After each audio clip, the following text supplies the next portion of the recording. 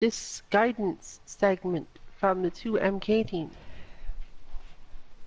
Cody is finally available, and as a result, of course, we have our Cody bot for you.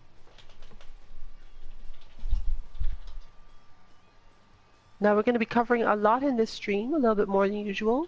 This bot has a few more variants and a few more ways of going back and forth between those variants than many of the others, making it similar to things like Claw, where we ended up spending quite a lot of time on it.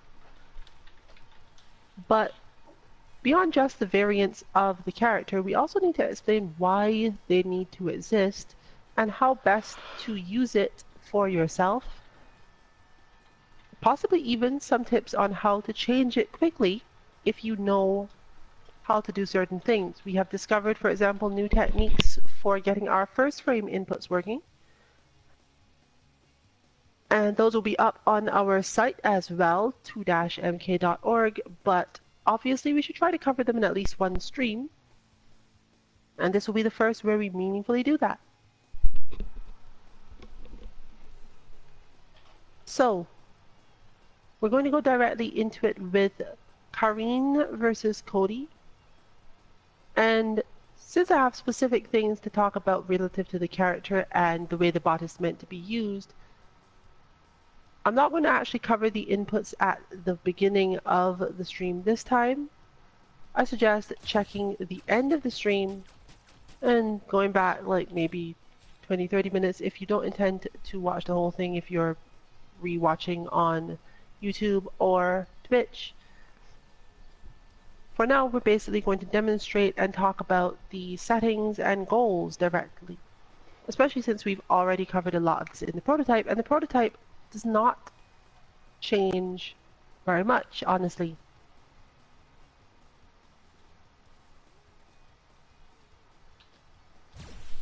So let's start with the most basic aspects of what this bot is for and how you should interpret anything that happens while you're trying to play it.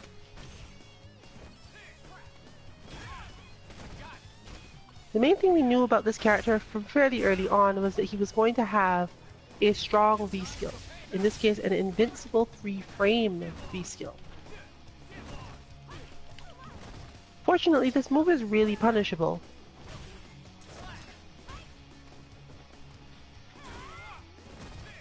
But you do have to learn to recognize it, like most other things, and more importantly, you have to be able to do it in situations where he whiffs it. Because he doesn't have a lot of reason not to hit it at very far ranges if he expects you to do something. Effectively speaking, you could use this to basically check a dash. Because a crush counter will only happen if you use a crush counter button. In short, if you were very far away and he happened to use it and you clip him, even after the active frames, with some regular move, there are a lot of things that don't work there because he is airborne if you happen to hit him then. This means that players are going to be using this move a lot more than you expect for something that can be crush countered. Most crush counterable moves in this game are, as we consider them, uppercuts, which go very high into the air, give you a lot of time to reposition yourself, bring the opponent closer to you for the most part. They make it easy to get your big crush counter combos, whereas Cody does not make it easy for you. So you have to be fairly quick on the reaction, you have to be on point to get the max out of it, and furthermore, since we are very used to the same uppercuts bringing the player closer, it's a lot easier to end up not being at the max range for punishing it. Whereas with Cody, there's a high chance you'll be at the max range when you hit with your crush counter button. This depends of course on your character. Some reach really easily and some don't.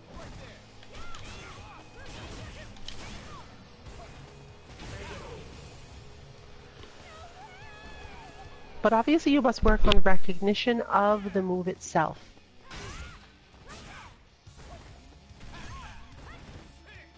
And that is the first aspect of the points system.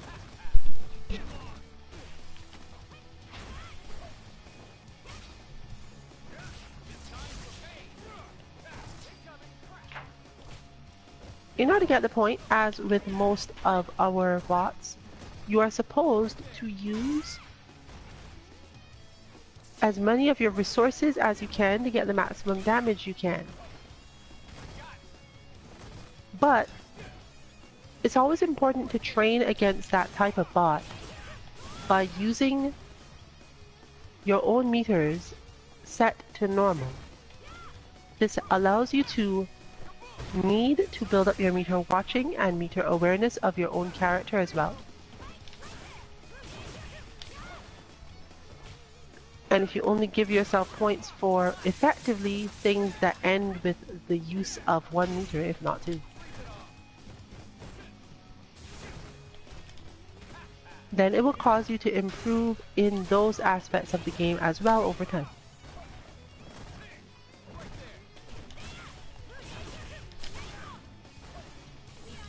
Fortunately, for most of us, crush counter buttons will still reach, and crush counters do have a tendency to give you just enough time to quickly glance at your meter and confirm whatever you were going to do. So, the first part of such a punish has to do with how far away you are.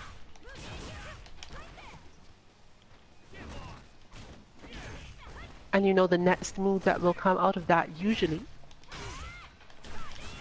Most of the time if you attempt a metered move,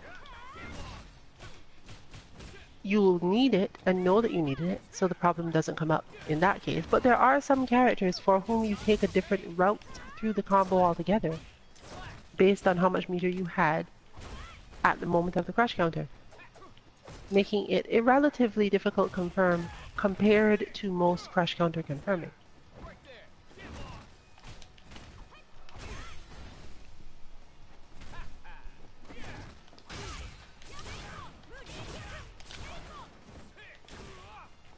The second aspect of its point system already has a variation based on which V-trigger Cody is in.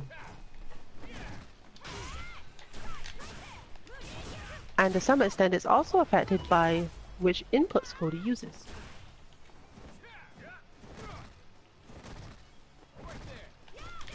When Cody is in V-trigger 1, as you see here,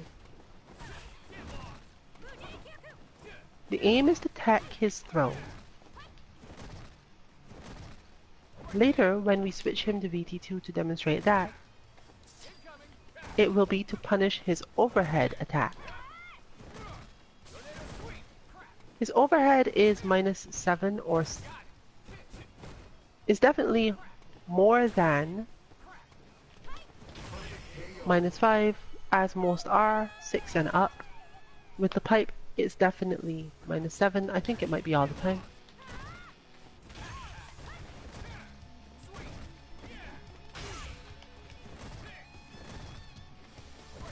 So at that point, you're just learning to pick up extra damage. His overhead reaches quite far, and you often therefore need a long button to counterattack it at max range. If you're used to punishing overheads, this doesn't come up too much, because you should already have at least some of the required instincts.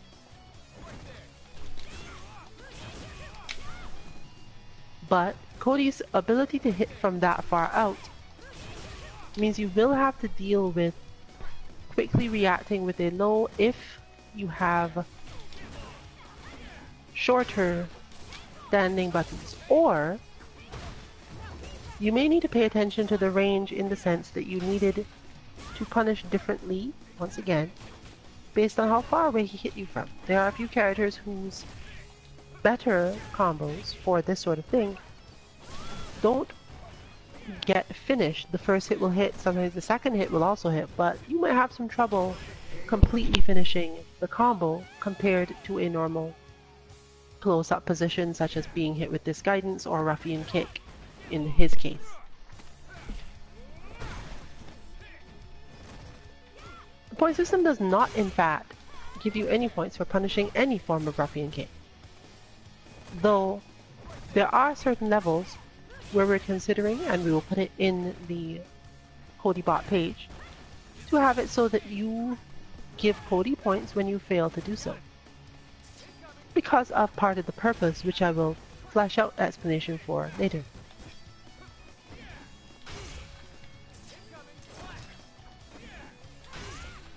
The third part of Codybot's point system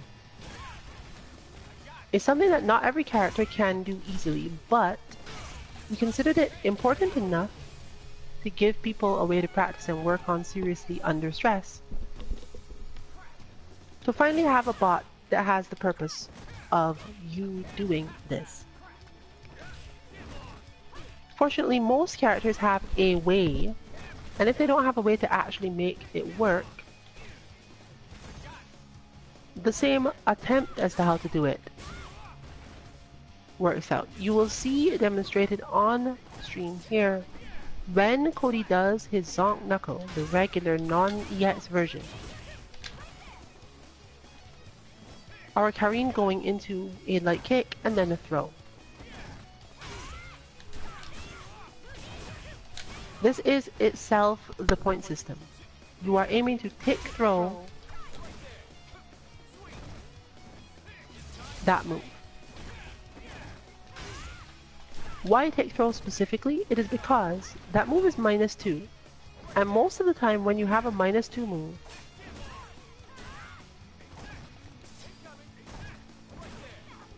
you end up quite close to the opponent. But many characters space theirs a little better, so that you don't just immediately hit things. However, if you are -2, since the fastest regular attack in this game is 3 frames, most of the time you can go straight for the throw. Or use a 5-frame attack of your own, because the opponent would need a light attack in most cases to stop you. And lights don't lose or trade against medium attacks. So if you have a medium attack you can use, especially if it is 5 frames, you just hit it and the opponent doesn't get away from you or anything. They get hit, they must block, and this is usually good because that attack is very advantageous to you. Most of the time it also pushes your opponent back, and once again, if they space their -2 move correctly, you don't benefit as much, but we've covered that in many bots and katas before.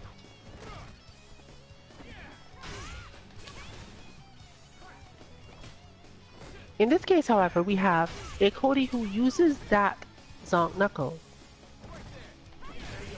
to close in.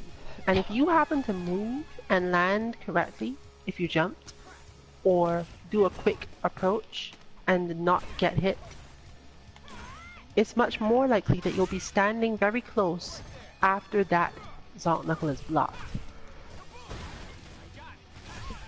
Standing that close means that the opponent really doesn't have much they can do about it, but they might, especially at our lower levels, mash one of two things. Either Cody's V-skill, because it's invincible and 3 frame,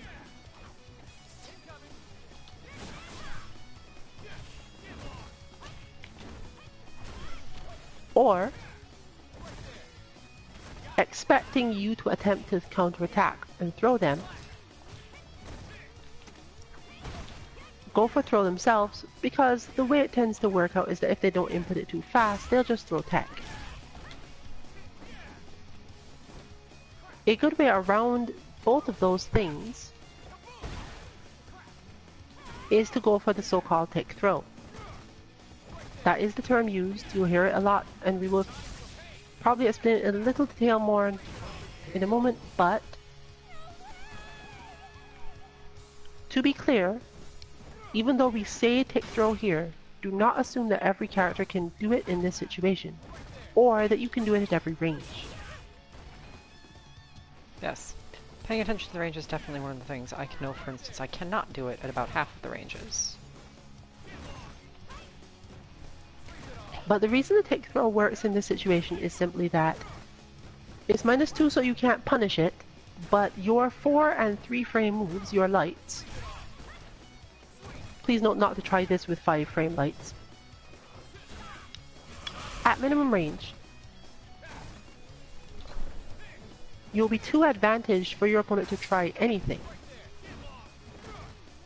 Cody can still do his invincible move.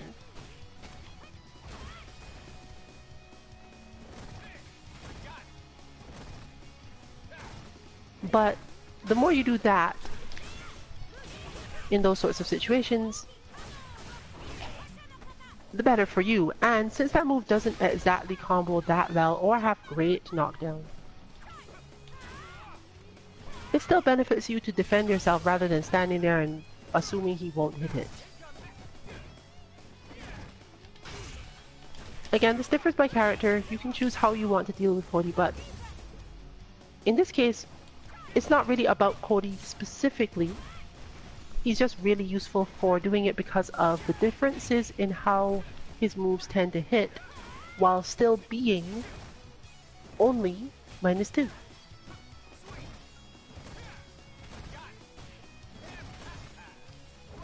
A take throw works because the opponent blocks a move that is plus, a move that is advantaged to you, even if only a little bit.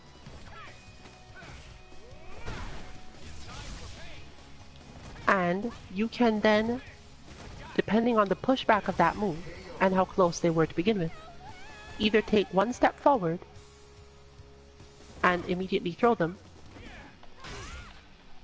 or if you expect them to try to get out of that somehow, continue your pressure with whatever the next button you would be able to use is, especially if that next button is strong enough to work in a combo as a counter hit. For example, in Karin's case, if she were sure that the opponent was going to get hit by the light kick for some reason, she wouldn't have to go for the throw. Karin is able to combo her crouching, even punches it, from her counter hit standing light kick. Yes, I believe that's the with one. no problems. And more importantly, this is also not really a risk to you.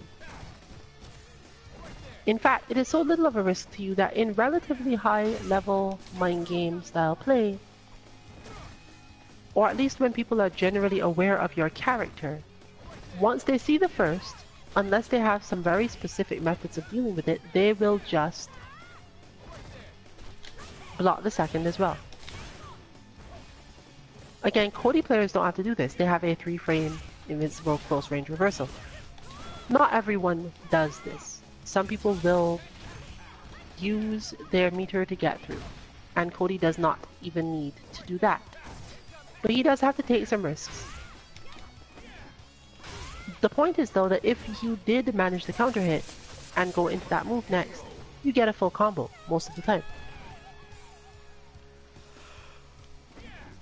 This is also affected by range, but all in all, that's just a bit of background as to why going for the take throw button and getting into the habit of doing so in those situations is a good thing for you.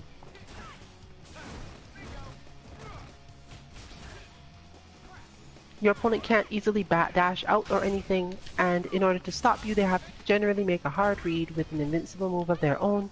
And some characters can't even do it. They just don't have anything invincible or fast enough to challenge that strike at all.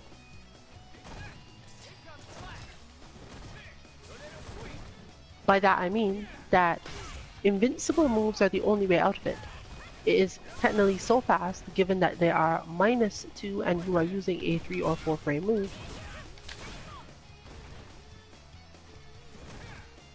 that you'd start before anything they did could actually hit, period. Some armored moves would have to be armored on the first possible frame in order for this to work. Invincible moves are a different matter, but this is partially why uppercuts and so on are built that way.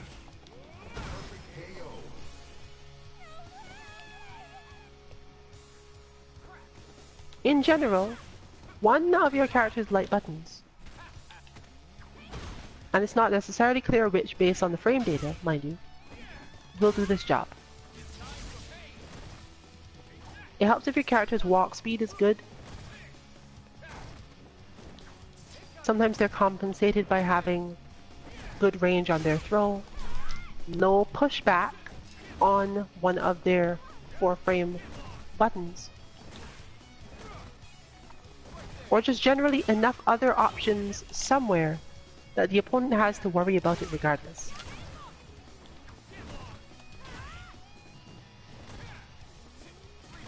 Therefore, it is a useful skill to learn about your character, and if they even technically can't do it, understanding the situations in which you can not only not do it, but those situations where hitting the button anyway and going for a throw, what sort of danger it puts you in, and how you can counter that danger. Cody is a good bot to learn this against because of his ability to hit both a throw and a V-skill as reversal occasionally, and show you what happens after the first hit.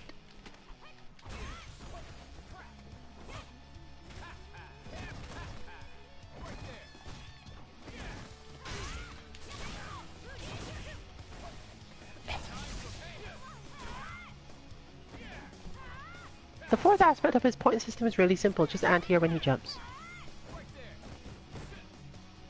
Or at least, it is simple until you get to the higher levels of difficulty we have defined for the bot.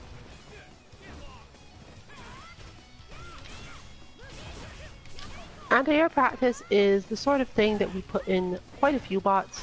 It does a good job filling in the space. Characters have different jump arcs and jump ranges, and you need to deal with them different ways. Cody is relatively unique though, because the way that he uses his jump doesn't directly match most of our other bots where you get points for that. He's similar to Ken, but he has different jumping buttons and better ranges for certain things. But more importantly, Cody tends to stand at a range where it can be troublesome. He's either generally right up in your face and potentially jumping there,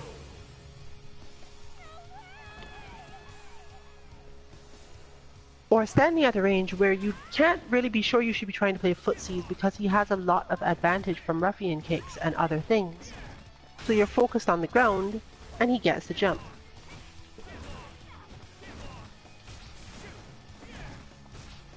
Another important point is that his ability to hit you repeatedly with his stand heavy kick and do a lot of white health damage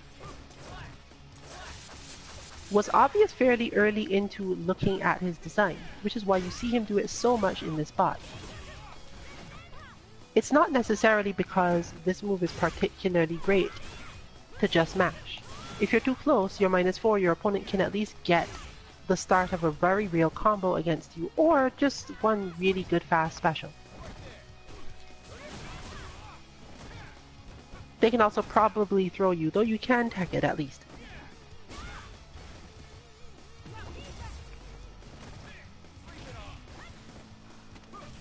Cody does have the advantage though of if he hits that move from max range, it's fairly hard to punish it. But his forward movement after it can be pretty relentless in ways that are very confusing to the player to deal with. Therefore, we put it into the bot as one of the main components because you have to learn at exactly what range you can punish it,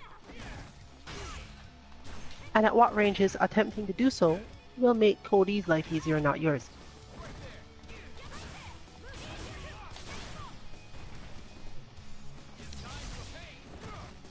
It also helps build up a lot of that gray health, that white life, that it's going to end up being relatively important in this matchup.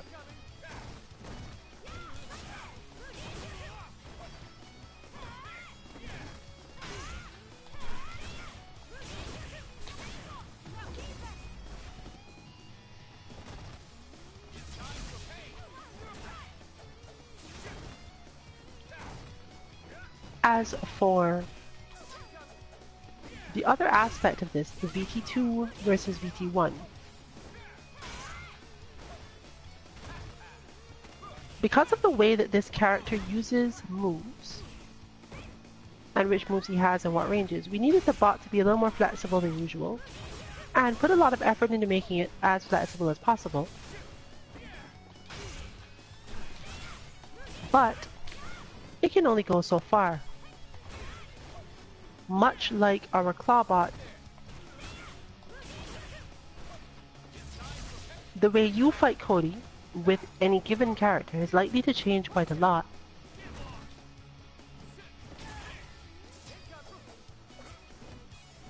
And the rhythm of the bot and the goals of the bot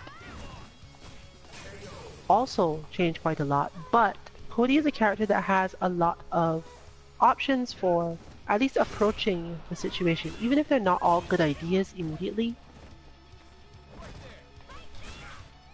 Bots are, of course, for players at the levels where they're still exploring their good ideas and coming up with creative things of their own to fill in the gaps for whatever they can't mimic from the top level players or haven't developed at a very high level yet themselves. Which means you're going to face a lot of stuff that is not really dependent on the concepts of frame data or directly this is a good move or this is a great idea. A good illustration of this is basically that if you are playing a character who is bad at getting in, who is relatively slow,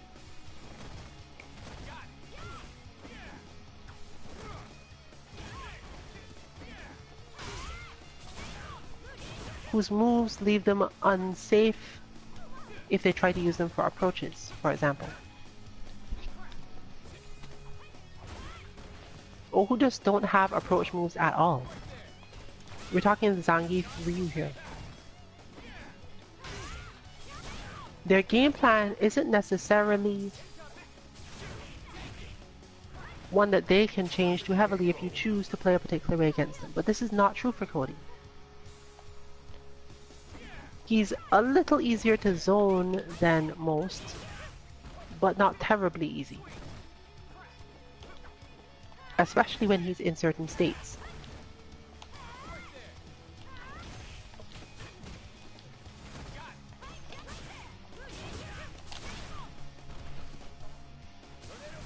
Therefore, you're going to find a lot of players who are more likely to get frustrated and try different options Cody has, including his very long jumping heavy kick,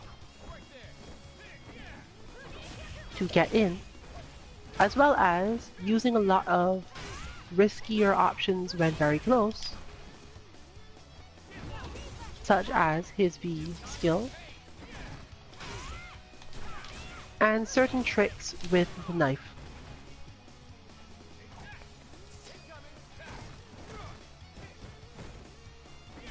Therefore, it's very important that you learn to handle the fact of someone trying to basically ignore your game plan, even if your game plan is good, and on paper should win the matchup. All it takes is a little craziness and a good confirm to make that less true.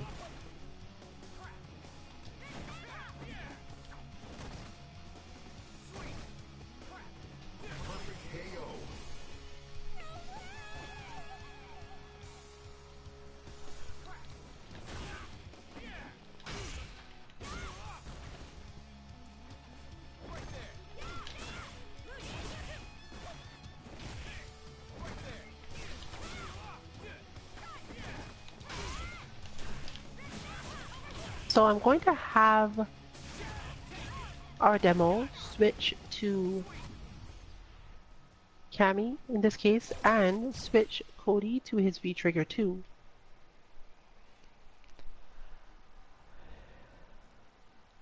And we'll start talking about what he's capable of as a bot in a more direct way.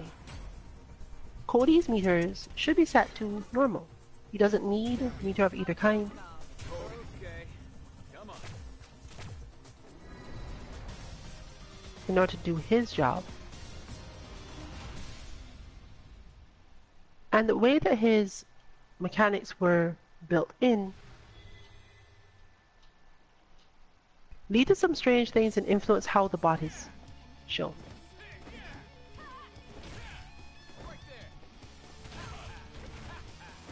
The main thing to understand, without going into full detail of his attacks and inputs,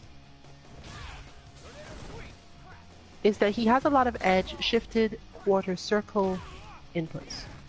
In fact, he has precisely 2 forward quarter circles and 2 back quarter circles at the end of actions 1, 2, 4, and 5.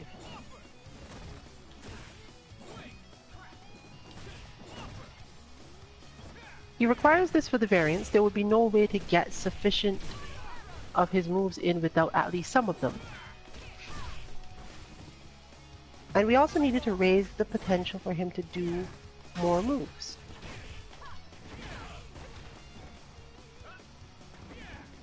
When I go into the inputs specifically, you'll start to see why we needed to have all 4, but the important thing here is you must maintain that balance. For the most part, you need to have 2 quarter circle forward inputs and 2 quarter circle back inputs, but also, unless you have a very specific way that you want to go up against the bot, you need to match them up in a particular way. 1 must be the opposite of 2, and 4 must be the opposite of 5. Beyond that, though, they're completely variable. And while we have strong suggestions for what to use if you intend to mainly go up against Bodybot in VT1 or VT2, we also will give very clear instructions on how to vary it for even more fine-tuning to match your matchup. So, let's give some of that detail now.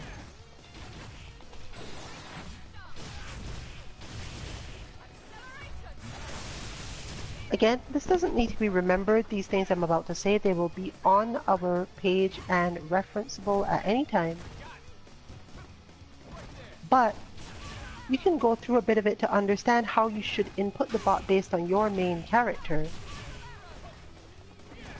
Since most of what Cody does is character specific from your side. The sort of thing that you tend to only practice with your main character, not just stuff you use to test out new characters or pick up new stuff. We definitely have bots where you are aiming mostly to learn new things about a character, gain understanding of their ranges and punishes and so on. But Cody is definitely not a bot you need to do that with. So let's look at it from the perspective of stuff you are going to be doing a lot of the time with just your main character or characters.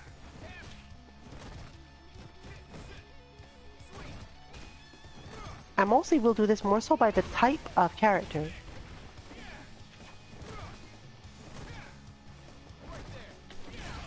And some extent the potential game plan. Since most of it is reactive, it's going to be more so type of character than anything else.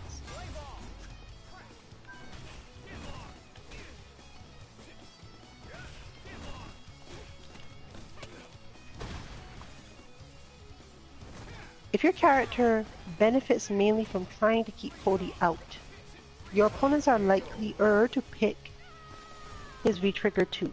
It gives him extra range and helps him keep your fireballs and other projectiles away from him using the pipe. If he's not at advantage when he's zoning, you have more reason to hold on to the pipe as Cody and not bother doing things like throwing tornadoes. Plus, if he absolutely needs to, not only does he have the rock, but we've recently learned that the rock is programmed such that it literally gets one more hit than whatever projectile you have, and breaks Aegis Reflector. So, no matter what you chose to do, if Cody decided to go for the rock and understood exactly where he was going in that condition, you're in some trouble because you will get hit by the rock, if it's done correctly.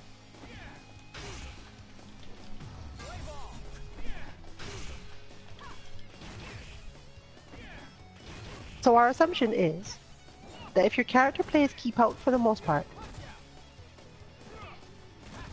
Cody will use the pipe against you in most cases, unless they are very, very good with the knife.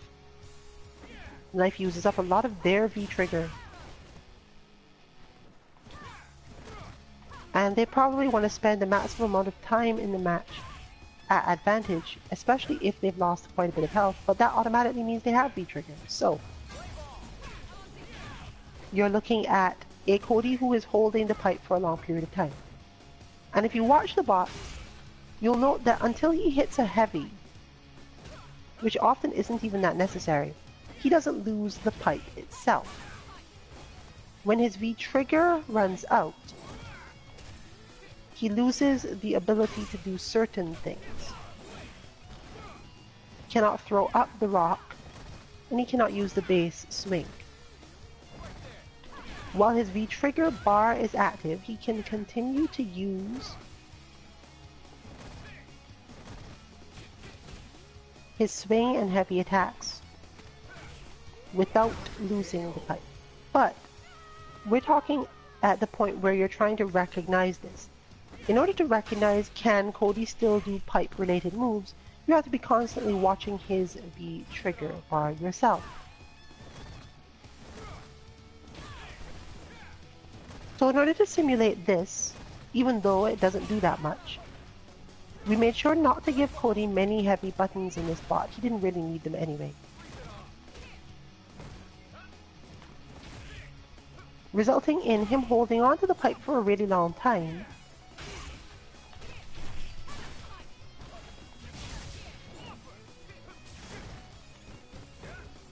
Even when he can no longer utilize most of its capacity. Based on what we understand of the bot, Cody cannot activate V-trigger again while in this state.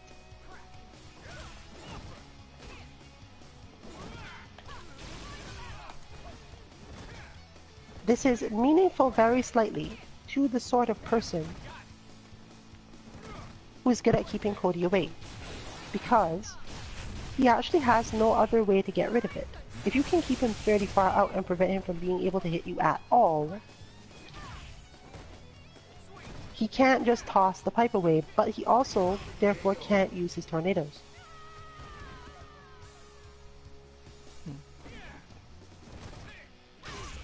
But at the same time, he still doesn't get to keep the rock. So it's overall no longer advantageous to him, period. Except that now he has a slightly longer heavy button. But don't feel as if Cody needs this at all. Cody can fight you entirely without heavies, as the bot is meaningfully here to demonstrate.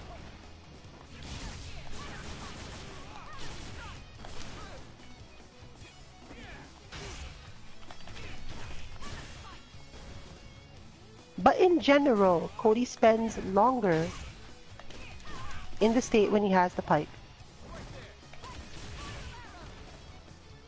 against keep away characters. So we made sure that that feeling was there.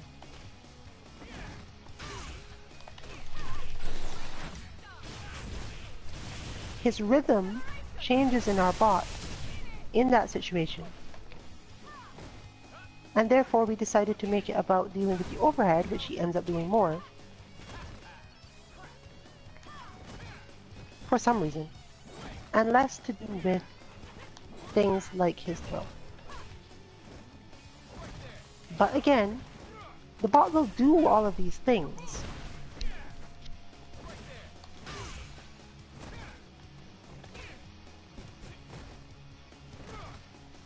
And regardless of which variant you have, he will still absolutely function. As you see, we didn't really change any of the inputs initially here. We switched to Codybot BT2 and just left it. But you will notice, of course, that in this form, he doesn't really hit the rock at you.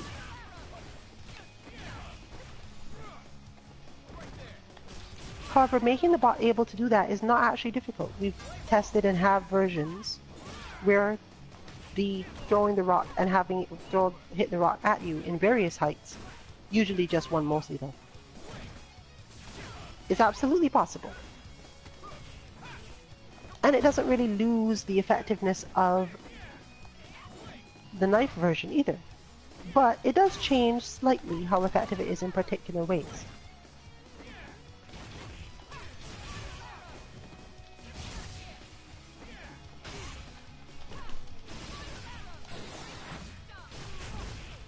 So, this version of the bot effectively does not maximize the use of the rock. If he does manage to get near you though, and start to hit you, you might get some rock cancels, rock pressure of the other kind. The kind where he basically just throws it up in the air and waits for it to land on your head. Depending on the timing with which you interact with him, this becomes easier.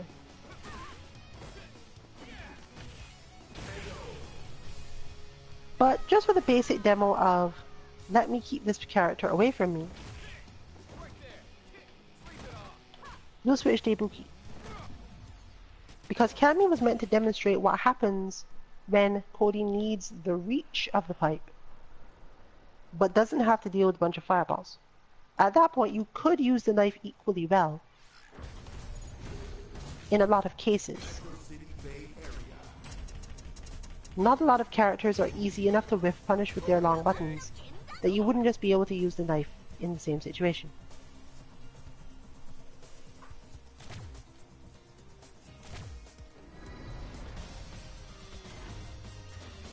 So we're only doing very basic Ibuki stuff in this, just basically throwing a lot of kunai.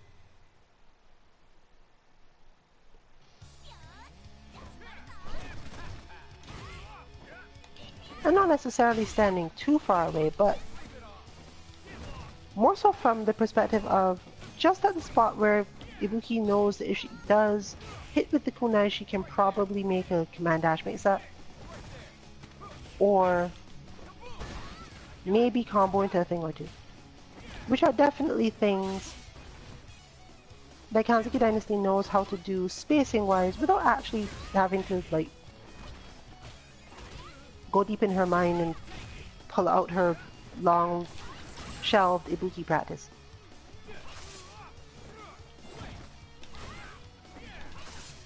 But as you can see here, Cody doesn't really intend to let you stand very far away from it. We do have quite a few characters though, who, as you can see, benefit from being a little closer when they want to use their good fireball stuff.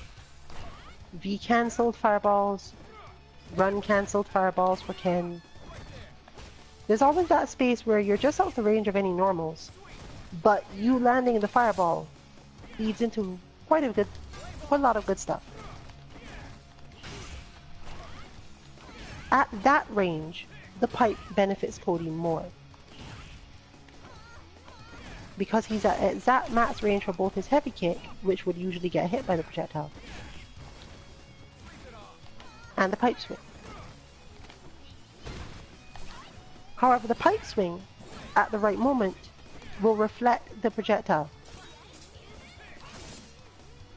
So, if for no other reason than being able to potentially happen to do things at the same moment as you and win out,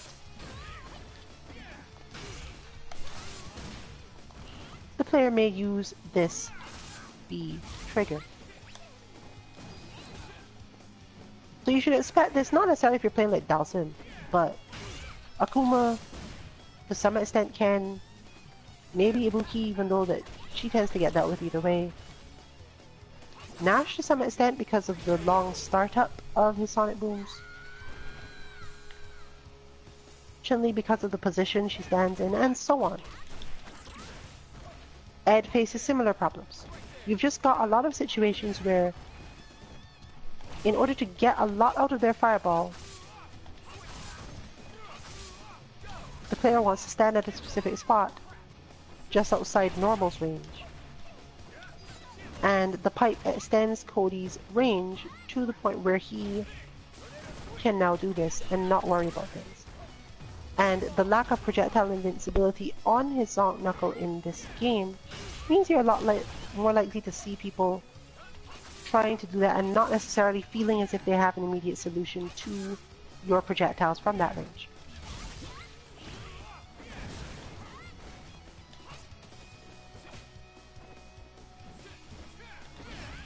Now obviously your aim isn't really to keep him out, but if you do want to keep him at that spot, and he happens to do his V skill there,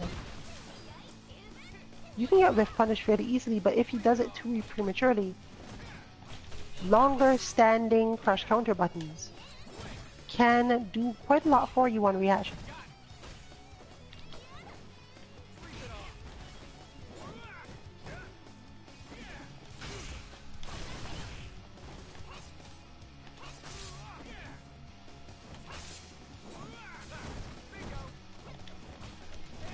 And as demonstrated before, you have a lot of time to walk forward and land them. That move takes forever to recover. The main thing is that your benefit for hitting it is almost entirely dependent on you being ready for whatever crush counter combo you can do from the range you happen to do it for, which is why we made it such a focus of the bot.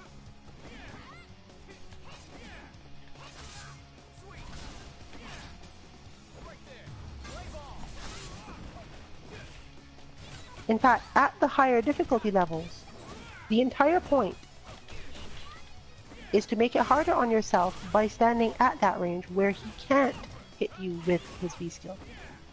You're aiming specifically to get your points by punishing a whiffed one.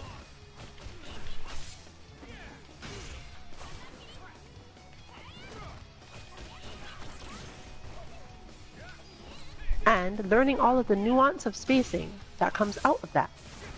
How far do you have to walk forward in order to make this combo work? Do you have to walk forward before or after?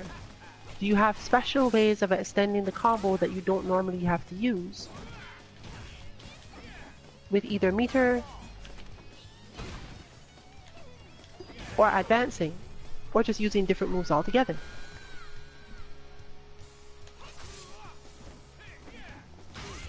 There are quite a few characters for whom doing a perfect crush counter combo on a long crush counter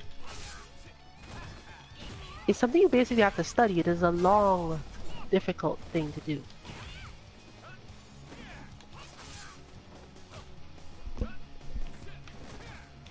And while we've had bots that did this before, they often move themselves forward too much to let you continually aim to space yourself to practice this.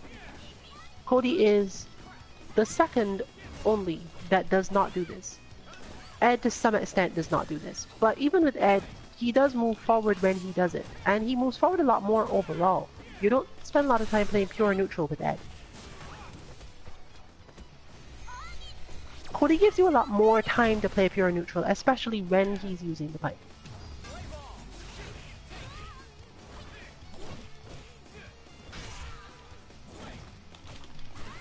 But there's another nuanced part to this.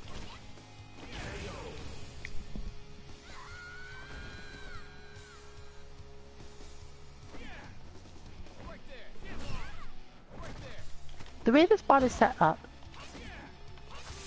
those quarter circles all have different properties. Specifically,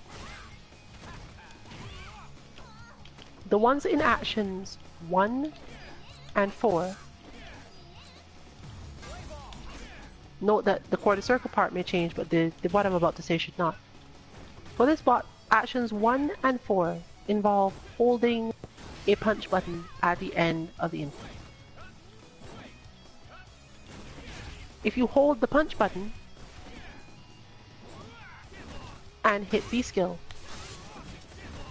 or throw, you can change what happens. So Cody's throw in this case is able to change into a light kick when it follows action 1. But since the quarter circle itself can go either way, the question is he doing a quarter circle forward and light kick or quarter circle back and light kick? Now generally, since the quarter circle forward and light kick is the only one that functionally does anything, generally that's what you want.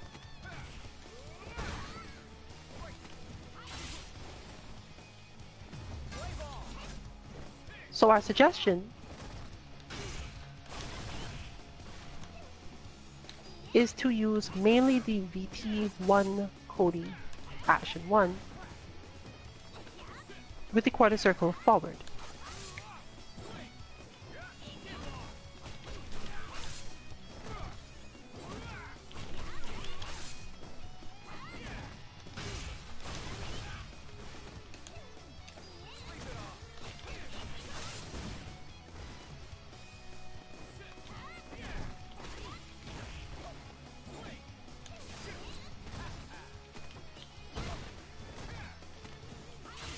However, Cody's light kick is decent, as is Cody's stand medium kick. And therefore, having the ability to use those moves in neutral just by themselves, because of the fact that his quarter circle back kick doesn't do any move, can be really useful. Especially when he is using the pipe already. You're already dealing with a very footsie-based sort of game. And since you are playing keep away, generally we are suggesting that you use VT2 Cody if you play that sort of character. It's not as if your opponent is generally, unless they're impatient and probably going to lose anyway, it's not as if they're generally just doing random ruffian kicks to reach you. They're inching forward, they're trying to make the most of the situation, and when you happen to be in their range, they're hitting some mediums and lights to improve their situation and keep you quiet.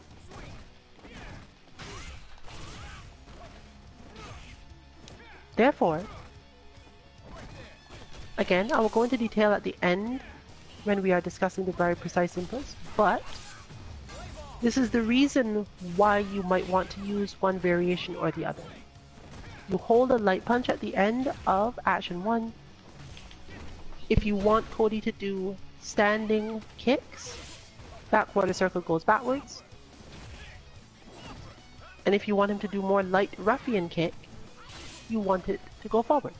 And that's basically it. On the other side, once again, you need to match them up. So, for his action 2, where you do not hold any button at the end, you have the same option. Quarter circle forward or quarter circle back. Since you are not holding a button,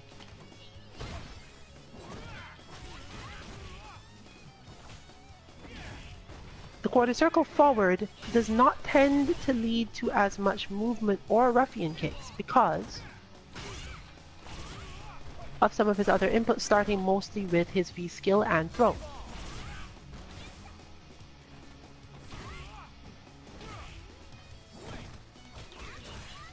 He will therefore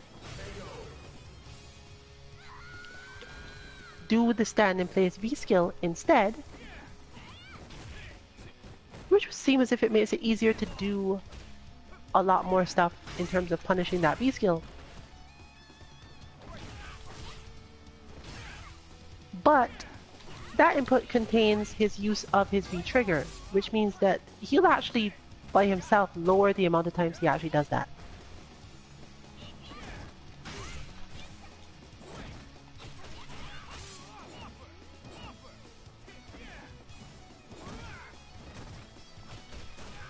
Therefore, when it's VT1 Cody,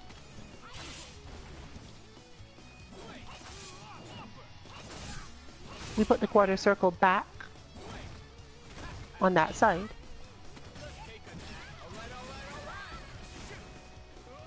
Because we don't want him constantly doing knife stuff.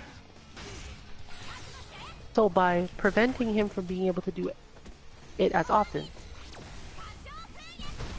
In this case it wouldn't matter necessarily because, again, quarter circle back and throw won't necessarily do knife stuff. But some things do depend on what combo level you're in. Not in this case, I don't think.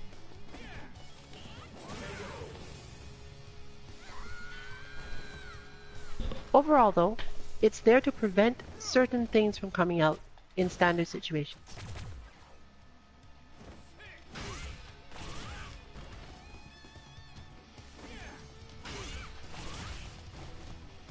If you want Cody to use more of a particular thing, you therefore have to switch around the inputs. And if you're familiar with our edge shifting systems and so on, you can generally quickly figure out which ones you want to use.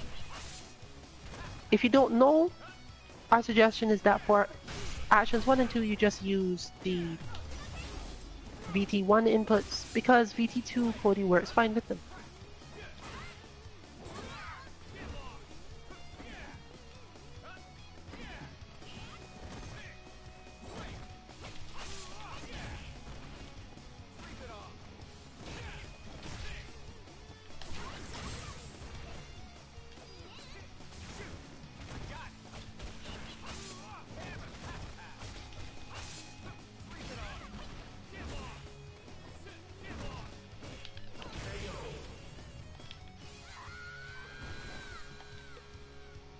From the other side, actions 4 and 5 have the same mirrored situation.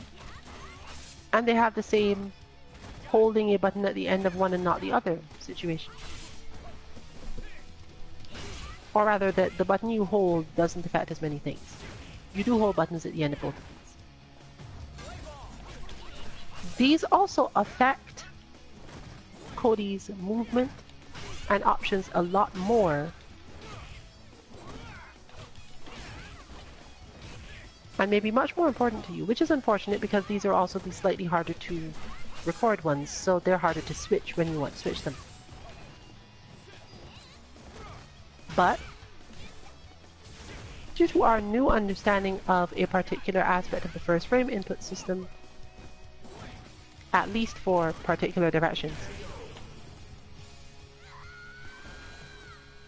the ease of making these recordings has drastically increased, and therefore we feel comfortable suggesting that you let yourself switch this up as you need to. Once again, it's more or less the same thing. At the end of action 4, you are holding punches when you do your quarter circle.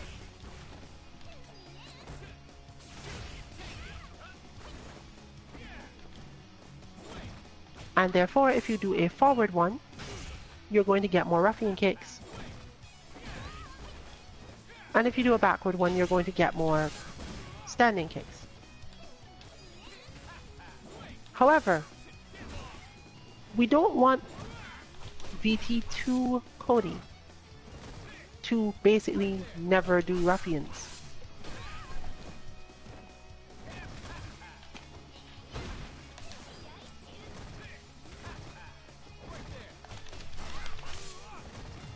The rest is a matter of bot tweaking and tuning and timing, and he works either way. The bot page will detail what exactly it probably does. But the one thing we can definitely tell you is that if you do the quarter circle forward at the end of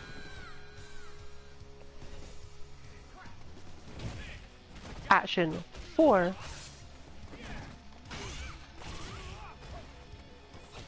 you're going to get a lot more medium ruffian kick and light ruffian kick, which is important against characters who try to move in on Cody. And that ties back into everything else. Characters who move in on Cody, he benefits from having superior range to poke at them from, therefore he is more likely to use the knife. And since the light ruffian kick also stresses those people out, because they're trying to get in,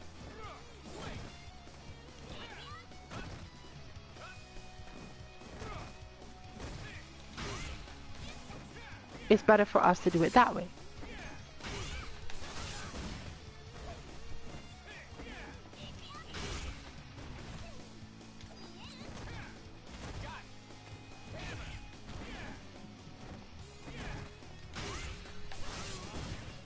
This version is using the back quarter circle, which is the VT2.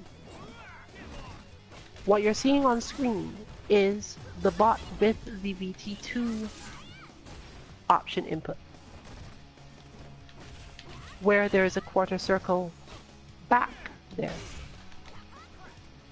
This is because the quarter circle forward helps Cody a lot less because he spends so much time holding the pipe and unable to throw out the tornado.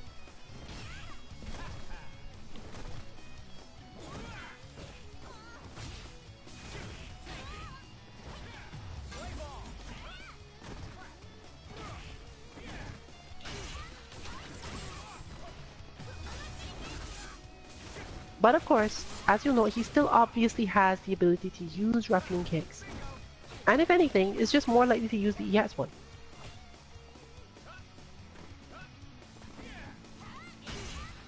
Furthermore, the VT2 version gives him his pipe command throw.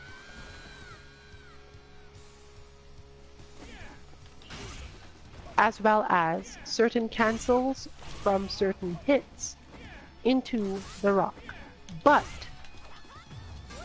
Cody's rock is a quarter circle backward with punch.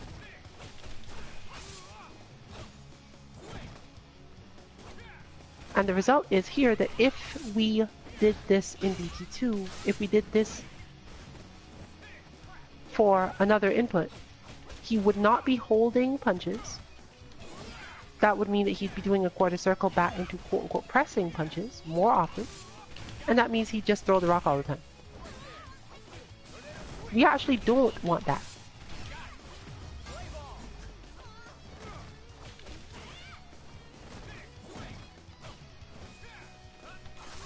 We want his rock throwing to be relatively strategic.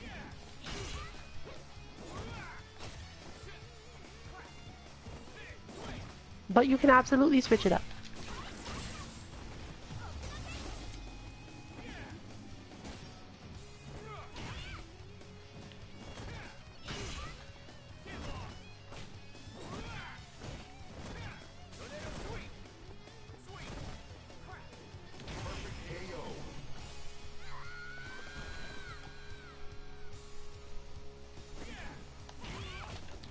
However, the overall idea is that rock throwing and hitting it is a different strategy altogether than rock throwing when close and cancelling.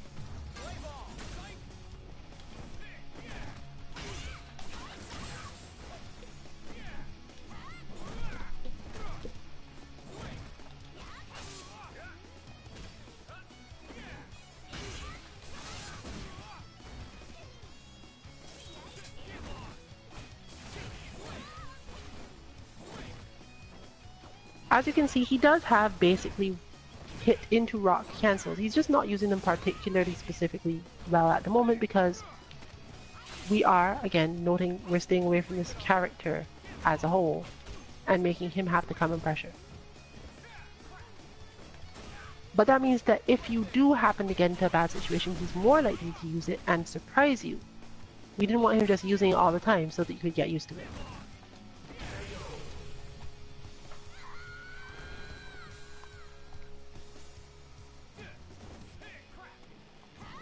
Ashen 5 therefore is again the opposite of this.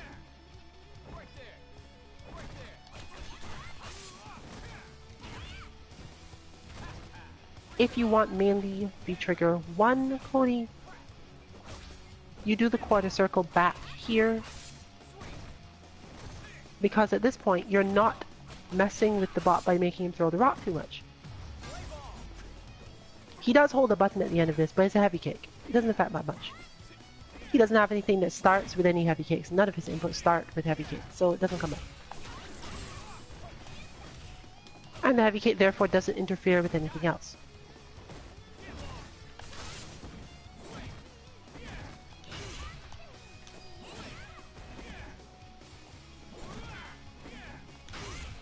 The only thing it affects is the same input itself, because while that one starts with medium kick, heavy kick, it will just hit medium kick too, so whatever. And that would then cause him to occasionally do medium ruffian if it were a forward movement.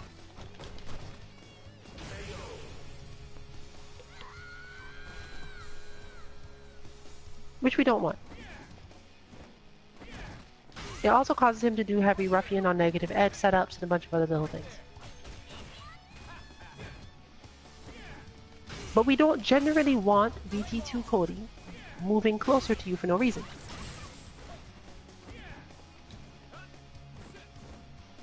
Despite this, VT2 Cody is the one that gets the quarter circle forward at the end of this input.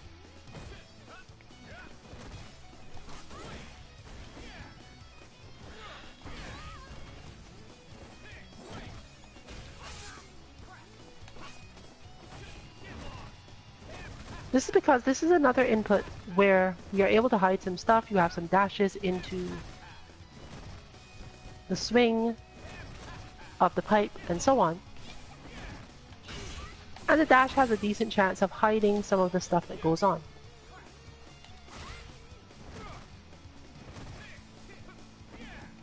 Depending on how you input the bot,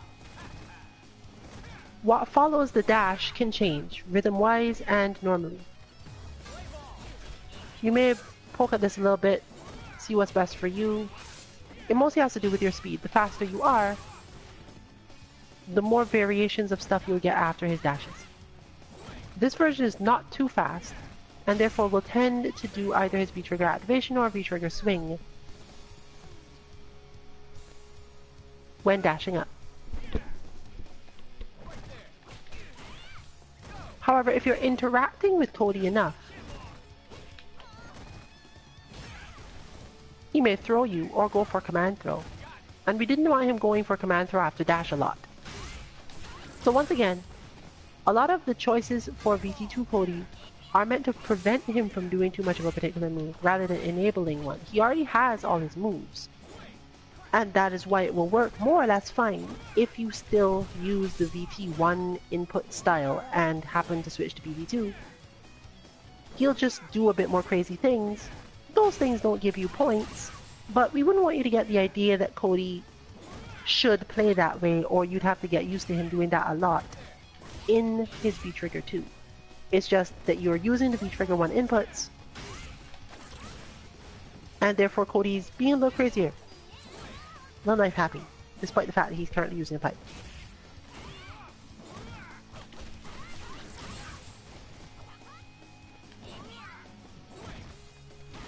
But what about when the character's main options are closer footsies?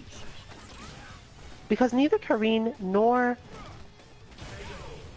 Cammy specifically had to play like that, and Ibuki, it's probably better to just stay out of range and hit with Raida and so on. So in this case, we want to switch to Juri as our demonstration of a character that plays footsies a little bit closer while still having some I'm getting close to you immediately sort of setups.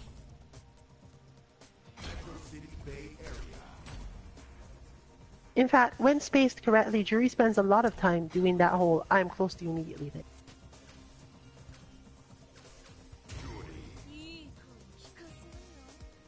And as a result, you're going to see some different behavior. This is a VT1 thing most of the time. But in this case, we'll demonstrate with 2 to show you what happens when a character who can play footsies like that goes up against VT2 Cody.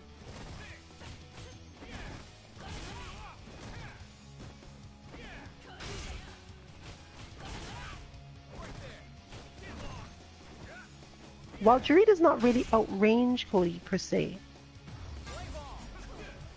she has a lot more flexibility in when she can reach him or punish things.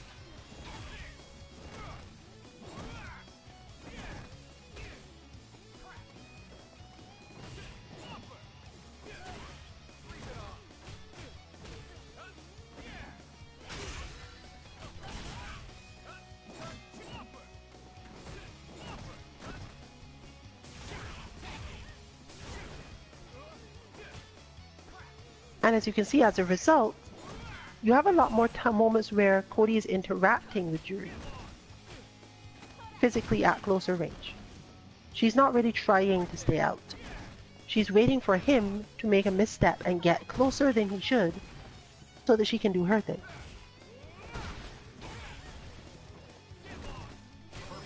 And honestly, the pipe isn't that good for this. Because the pipe isn't something you can just swing at characters like this.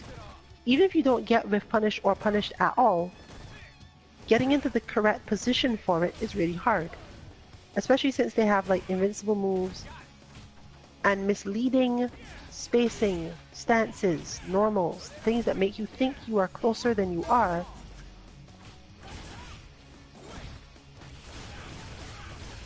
Or further than you are. Juri's entire thing is based on causing you to make mistakes because you are so used to looking at everyone else's stances by their front foot. Like, this is part of why that fighting style can in times actually do that. If you are strong enough to raise the front foot and stay there, your opponent cannot see either your intended position or direction. They don't understand your body line. And they can't easily judge the distance. It's not super hard, but they do have to train for it. So in this case, you have a character who is designed around their fighting style as normal. The point being that Juri has the ability to mess with Cody as a result of this. And therefore VT2 doesn't benefit that much in this match. She also has like 6 different ways to deal with the rock itself, even if most of them will still get her hit if she's not fast enough. The fact is that Cody must throw the rock into the air, and as long as he has to do that, Juri's long, quick range on certain specials, as well as some projectile style invincibility on other moves and real projectile invincibility on certain other moves, means that she can literally just react to him throwing the rock up at all. He has to rock cancel. He has to rock cancel a lot in order to make any use of it. But as noted, the VT1 version is not about doing that. Sorry, the VT2 version is not about doing that. The VT1 version is the one you want when you want to get constant rock cancels. But overall, you generally don't want the pipe in this matchup unless you know the player well, or that's just your style of play altogether. If you're one of those people who's aiming to optimize your spacing and understanding of your opponent, you're probably not going with VT2 against Juri. So let's switch back to knife.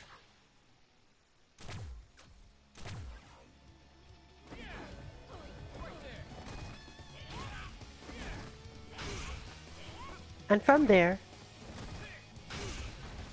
we'll go back to the demonstration of why we have all these variants. So Juri deals with the spacing decently, but she often needs to be standing in order to wiggle back and forth like this. Because as soon as she's crouching, that advantage of the misleading stance goes at least somewhat away. You can start to measure the distance again. Which means that the jury player wants to stay standing,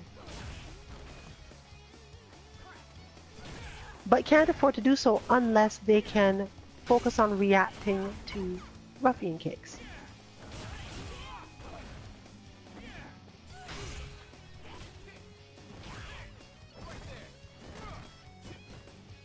VT1 Cody, however, is, as noted, the one that does light ruffian kick.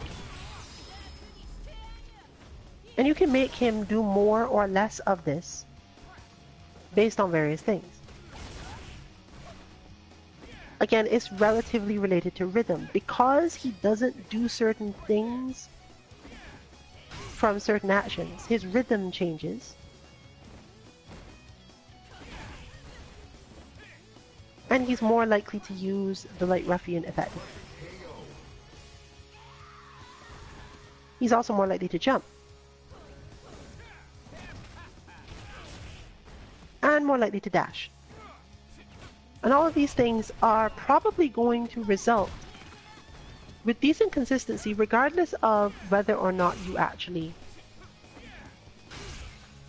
feel super comfortable with how you input the bot. You'll see that he also uses his forward heavy kick more often. This is also because the forward heavy kick comes out when Cody does not have V-trigger. But it doesn't come out when Cody can't activate V-trigger for some reason. We're still looking into that.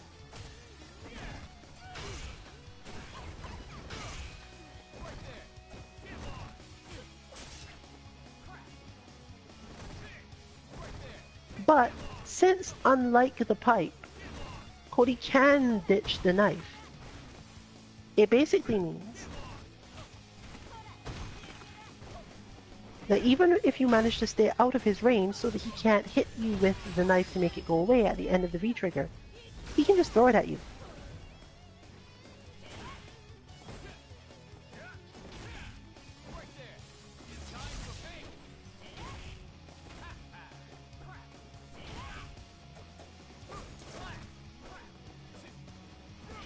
So until they change that, or until someone clarifies that it doesn't work exactly like that, but so far everything we've tested indicates this.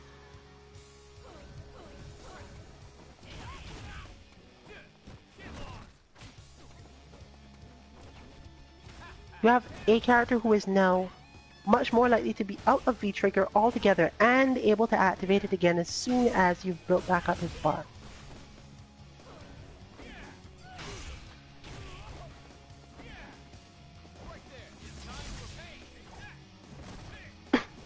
A perfect combination of VT1 inputs also allows him to use Medium Tornado.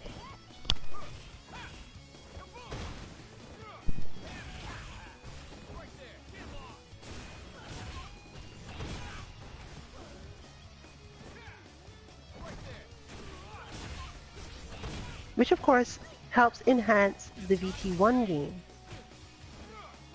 Whereas it would have done nothing for VT2 because he just spends so much time holding on to the pipe and unable to throw the tornado in the first place.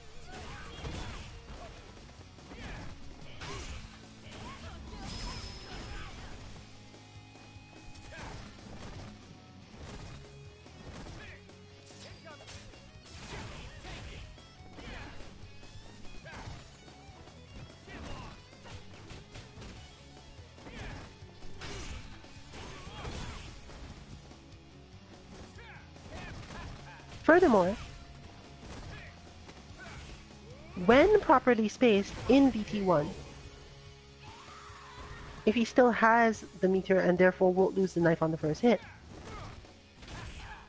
he has some extra range to give you more stress. So if your character is based around playing very twitchy footsies, where you're basically trying to stay just out of range and make your opponent whiff buttons so you can whiff punish them, or do specials and be safe, or otherwise stress the opponent out, especially if this obviously involves a lot of walking it's more useful to train against a Cody who can use his light ruffian kick a lot.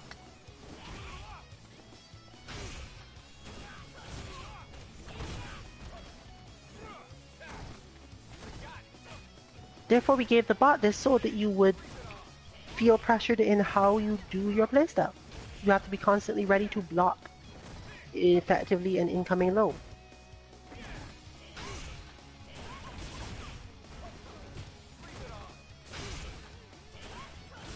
Whereas, you're much more likely to benefit from that situation in which Cody hits a lot of standing, medium kick, and light kick.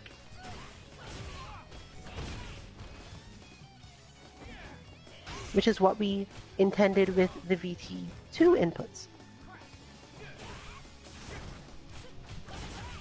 So you see here, he basically doesn't use either of those.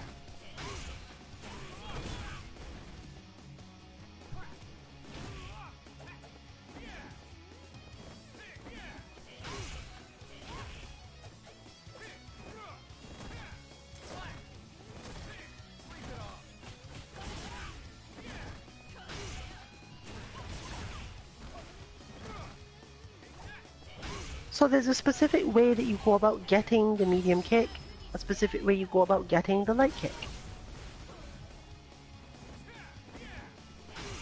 By changing the directions of those quarter circles.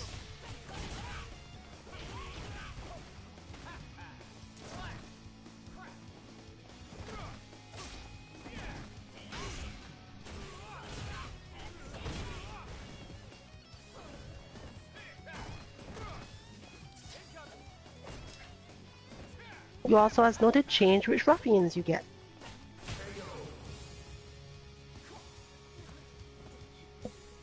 Change how much tornado you get. Again, all of this will be on the page.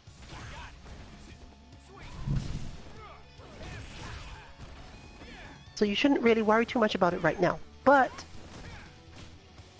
after talking much about how they work,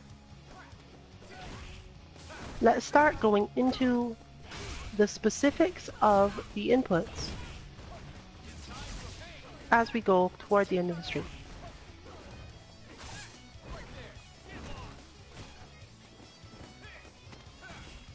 And since we are going to be changing some of them at the very end in order to demonstrate it, we're going to switch character again.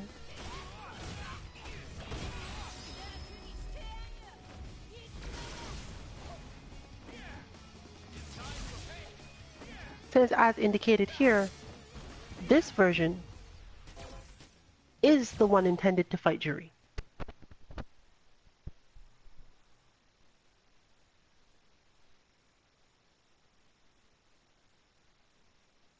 So in this case, we're going to switch to Ed, but we're not really going to be like playing Ed, so it doesn't matter who's doing the demo in this case. We're switching to Ed basically so that we have fireballs. Okay, come on.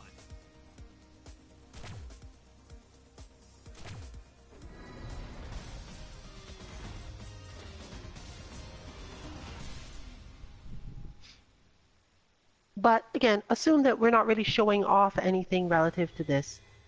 It's just showing some stuff that comes out when we've changed the inputs.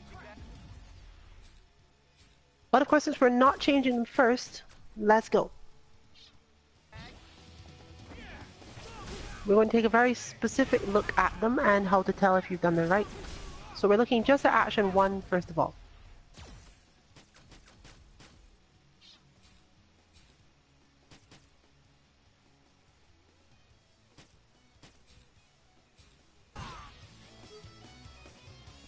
Codybot's action 1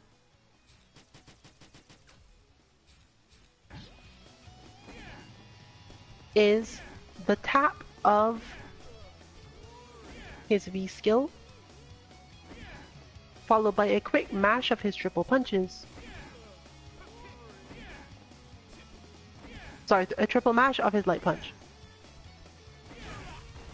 And for the VT1 input, the quarter circle forward.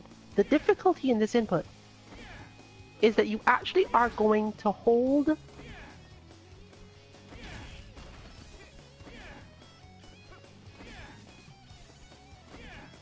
the last light punch.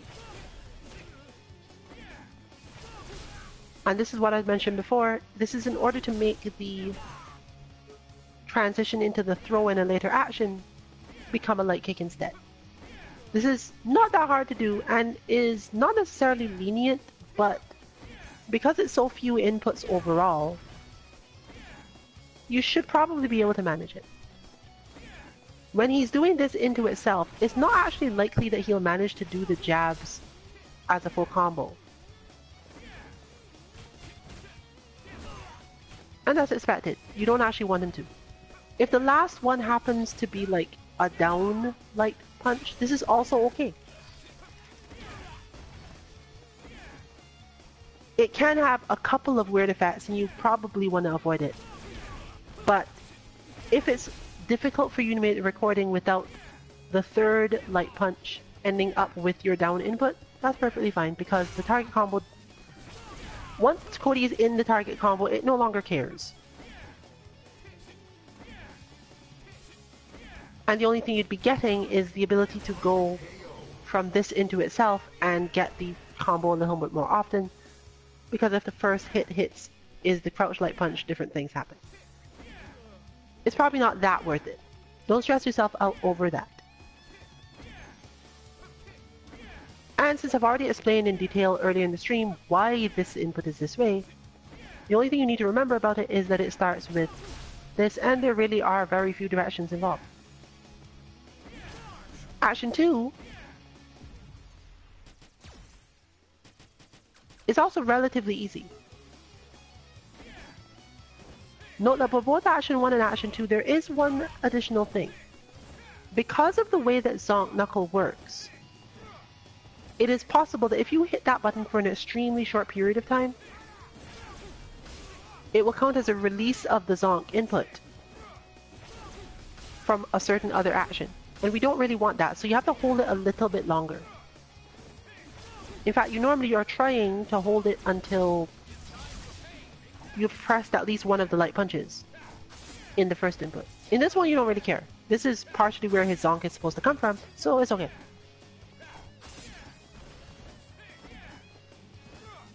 You can measure it and figure it out up to you. This is also relatively easy to input after a little practice. And again, I'm not going to go into which direction the quarter circle needs to go. We've covered that before. But for the VT1 input, it is currently going backward.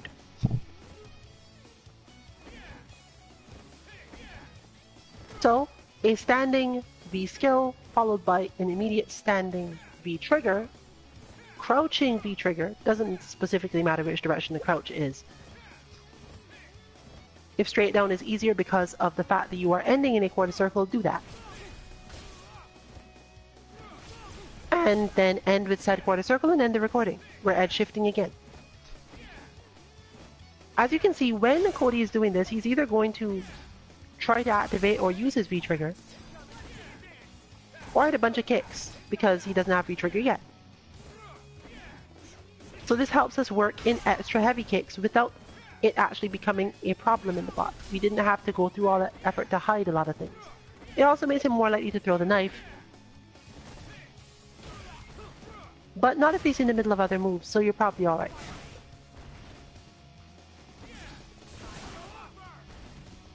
Action 3 is where that starting up throw input comes from.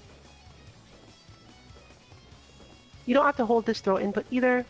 However, you will need to set a triple punch button because you have to hold it. Because we have to get the overhead in. So, a standing throw. It's important that this throw is neutral. Specifically because if you give it a direction, even though you can, he will always throw in that direction. As it is now, a perfectly edge shifted throw, and I do mean perfectly, will occasionally allow the character to throw in different directions, helping you to get used to both of their throw directions. And Cody being a new character, and having a weird thing where you can't tell where his throw is going to put you until the very end,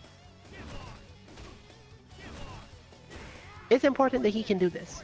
If yours cannot, don't stress too much though. However, since you're holding that triple punch, that forward triple punch till the end, and your aim is to hold a jump input as soon as you hit that heavy punch and wait for him to jump. And as soon as you see him jump, hold down back in the air. This is not demonstrated here because of something else. If you do have him hold down back in the air, it can be a little harder to confirm certain things have happened. However, we need the long press of the jump input more than we need that down bat. That down bat is purely icing on the cake to help with something else. It technically makes the thick throw easier because it influences the amount of times he might randomly be blocking. So you don't need it, and therefore shouldn't stress yourself too much about it. Stress yourself about making sure that when you record it, he's more likely to land the jump input. Now when played back into itself, you'll see that he just jumps and doesn't tend to hit much things, but for other actions playing into that one, he often does. And as you can see here, there's one extra part. Since that is held, he will do Zonk Knuckle. He can even, technically, do E at Zonk. But E at Zonk requires more stuff, so you're less likely to see it. The point in this case is, if you anti-air Cody, and he happens to get up at the moment when he's letting go of that button, or if he lets go of the button within the buffer,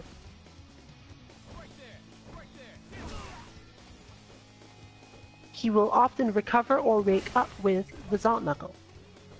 It's more likely, given everything, that he will wake up with Zonk only if you got a really good knockdown. Because you'd need him to cycle through all the way back to another input. But a quick air reset at the last moment, or an air reset when he has jumped otherwise, that tends to be a lot more likely in the rhythm. So basically you clip him out of the air, some other action plays, and then it goes back to action 3, and Zonk happens.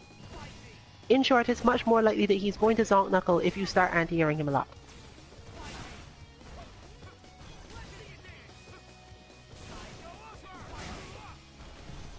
This is also where you might eventually get a standing light kick out of this version of him.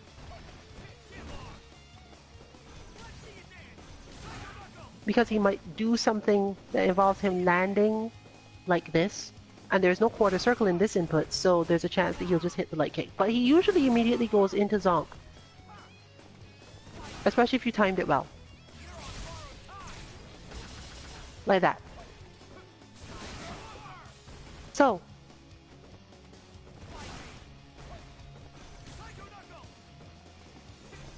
you don't need to care too much about this other than trying to make sure that you've set it up so that he does good jump-ins. And since it's relatively easy to re-record, just do so until he does good jump-ins.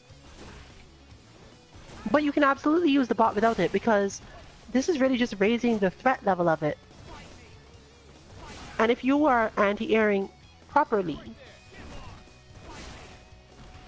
you only need to start to worry about this when you have a character whose anti-airs are very dependent on the expectation and the range of the opponent, which button they hit, and so on. At that point you care. If you have a really strong anti-air, don't put too much effort into making sure that this can do good anti-air, good jump-in attacks, because you don't really care.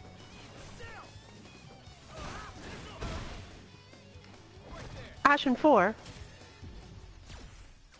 Again, we're looking at what is currently in the bot here. Involves our first frame input, but I will not explain the new first frame input technique now, so as to keep this section clean. We'll explain it after when we're switching.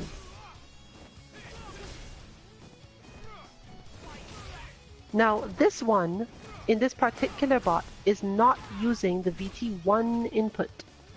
This is actually using the VT2 input, and we're using this to show off the fact that he's basically okay either way. Is your first frame, crouching, light and medium punch, and the game does let you set light plus medium now on a single button without including the third. Necessary for making it easier to use Ed and Falk and characters like that. If you want one button specials, they need to make sure you don't EX whenever you do them. You need to hold this until the end, so probably put it on a shoulder button or whatever button is easiest to hold down while you're hitting other buttons on your stick.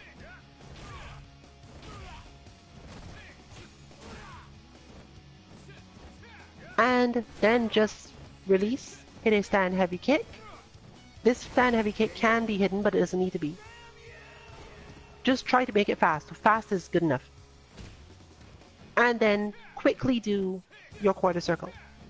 It's important that the quarter circle be really fast within the heavy kick so that he tends to not do stuff unless he's interrupted.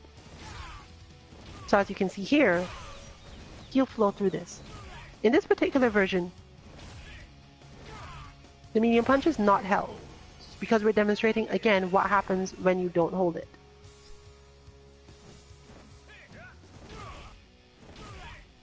When you don't hold the medium punch, it influences how often he will do his V skill, and a few other things. So you can, in this particular input, specifically not hold it the whole way in order to cause particular things to happen, which is what was better for the demonstration of the bot at the time.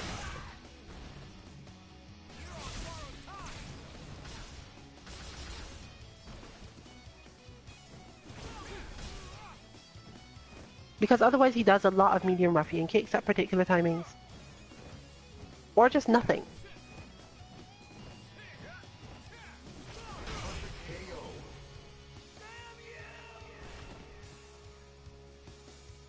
But the main reason is, if you don't hold it, this is the most suitable version for characters who spend a lot of time away from him, because we don't want him constantly wasting the rock.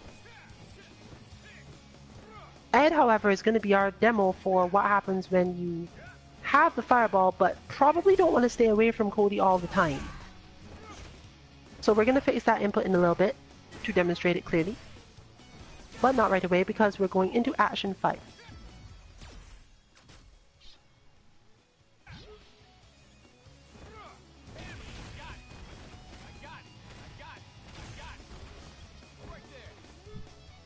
Action 5 is a standing medium kick plus heavy kick, and this one you're going to have to do manually.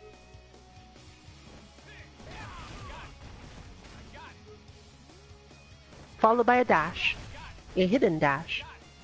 But sometimes the dash actually comes out, and it's not terrible. If you're not fast enough to hide the dash, don't bother about it. Dashes are very lenient on the end of other things, so they tend to come out. Your aim is more so to do it quickly than to make sure he doesn't actually physically dash. What you want to try to do, however, is hit his V trigger as quickly as you can after this. And you want to do it while holding forward. So it is standing, medium kick plus heavy kick, dash, forward V trigger. And the hard part of this, which is not vital either, but will help him conserve his meter in particular configurations. It's something that you can choose how to use depending on what you think of it, and we'll demonstrate what happens if you don't do it. Hold the heavy kick, and hold only the heavy kick. So you can't set this to let you do V-trigger with one button. You're going to have to be able to do the V-trigger using two buttons. We suggest putting the heavy kick on, again, a button that's easy to hold, or a shoulder button on a pad. And in this case, we decided to demonstrate that it's okay to blink it. And most of us, when we blink moves, will tend to blink it such that the face button gets hit first. So you leave your heavy punch on the front. I personally suggest doing this by switching the heavy kick to a shoulder button if it was on the face. And then whatever your medium kick was, put that up there too. Well, put that where the heavy kick was if it was on the face, and so on. The idea being that you could do the same thing you do for an EX normally with the same combination, you're just reversed which button is which. You don't care.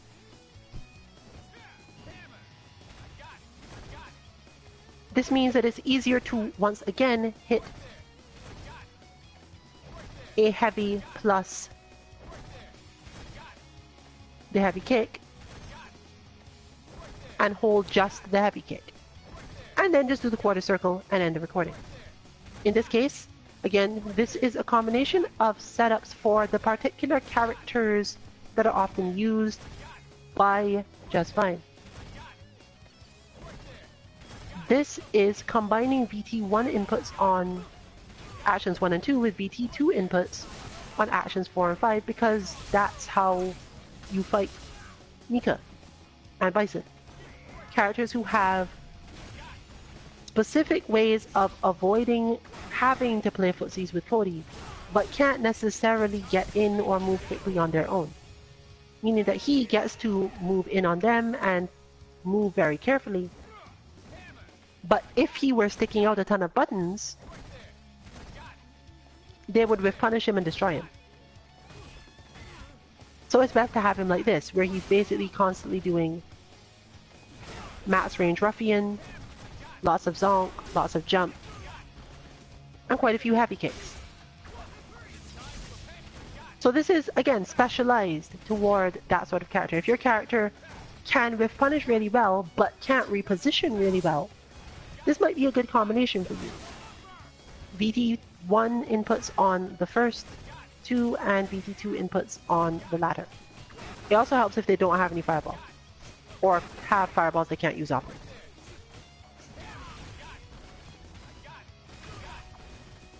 So now let's look at some quote-unquote fixes and variations, and of course our new first frame input methods. So that means we're going to be actually re-recording almost every action, which is kind of a pain, but you'll also get to see about how long this takes to do for this particular bot. Of course, bearing in mind that we do have quite a lot of experience doing this. So the main thing here is we now want to switch the VT1 input so that it is a quarter circle back instead. And again, remember, you are holding the medium punch and medium kick for a short time, preferably until you've hit at least the first light punch. Fortunately, since there are no directions involved and you're basically just mashing the light punch, you can probably put that on a shoulder button too.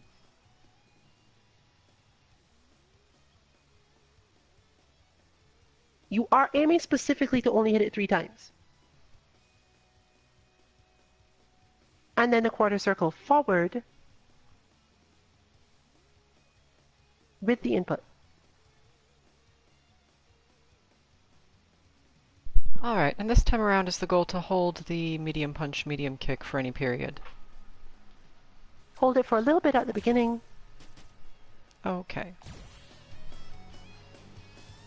And that's probably the hardest part of it coordination-wise, but that's the type of thing you get used to fairly quickly when you get it into your head. It's like doing a new combo. You're holding that for a short time and not until the end. Or if you really want, you can put that on the front. But the problem with that is that you will tend to hold it for too long anyway. And it will cause more zonk knuckle than you want. So the aim generally should be, you probably want to leave it wherever it is.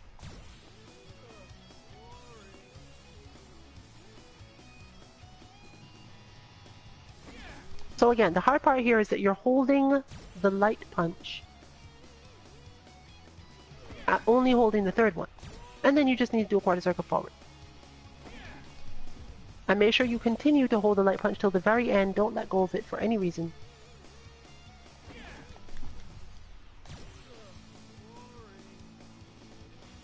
And once you have managed this input cleanly, it's easiest to test by like trying to put in action 3, or in this case replaying it along with action 3. We don't care about actually putting it in because we don't have to re-put action 3 at all.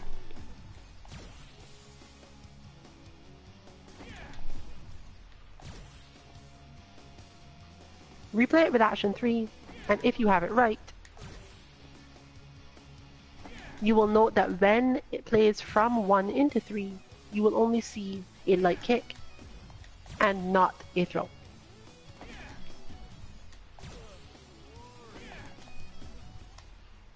It does not matter too much if you manage to get all the punches in before Cody lands entirely, but obviously it helps. There we go, that should do it.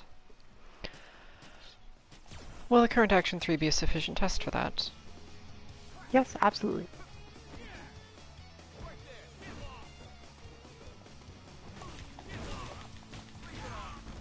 This is very easy. And in fact, if you haven't done action 3 yet and don't feel like putting it in yet, you would just put in a throw there. And then leave him a little while, so that you can see the interaction. But this is our VT1 flow.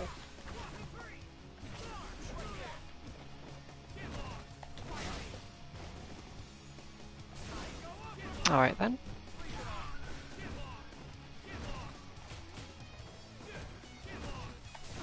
And as you can see, it causes light ruffian.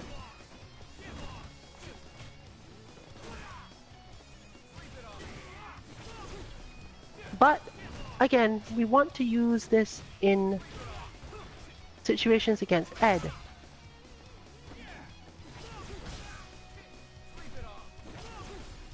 So we want to get more neutral buttons. So unfortunately, I'm going to have to ask that you record it again and go the other way. With the 214. Alright.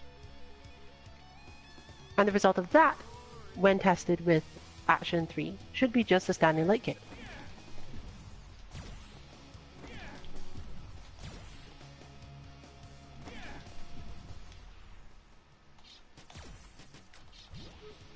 Again, it's relatively...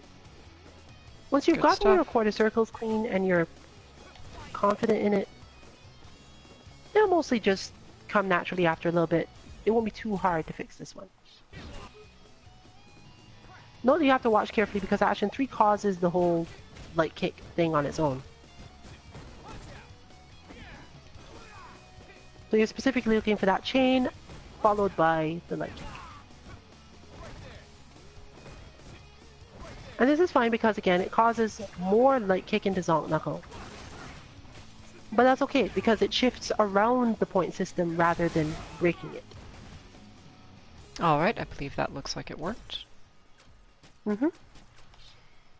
So we are doing the VT2 Cody input for action 2 now. This input is a little harder because it's less intuitive feeling. And one of the general problems that when you have to hit the same button twice with 2 different directions relatively quickly, it's not something that happens a lot in this game, honestly. A few characters do it.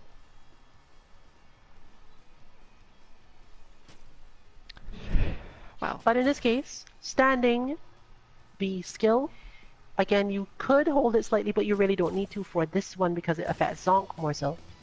So it's okay to just tap it. Standing V skill, standing V trigger, crouching V trigger, and in this case, quarter circle forward. Alright. We're going straight to the quarter circle forward. We're not showing off the VT1 Cody. We've done that enough for this particular thing. Since it doesn't do anything, and we are not holding anything here.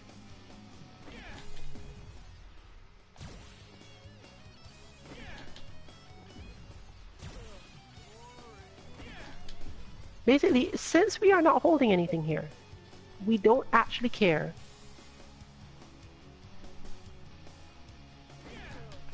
about a lot of demos of stuff. Also, this is okay to be playing, as you can note. So it's fairly acceptable if it just comes out as you hitting the V trigger with the down, and it's okay if you plink that.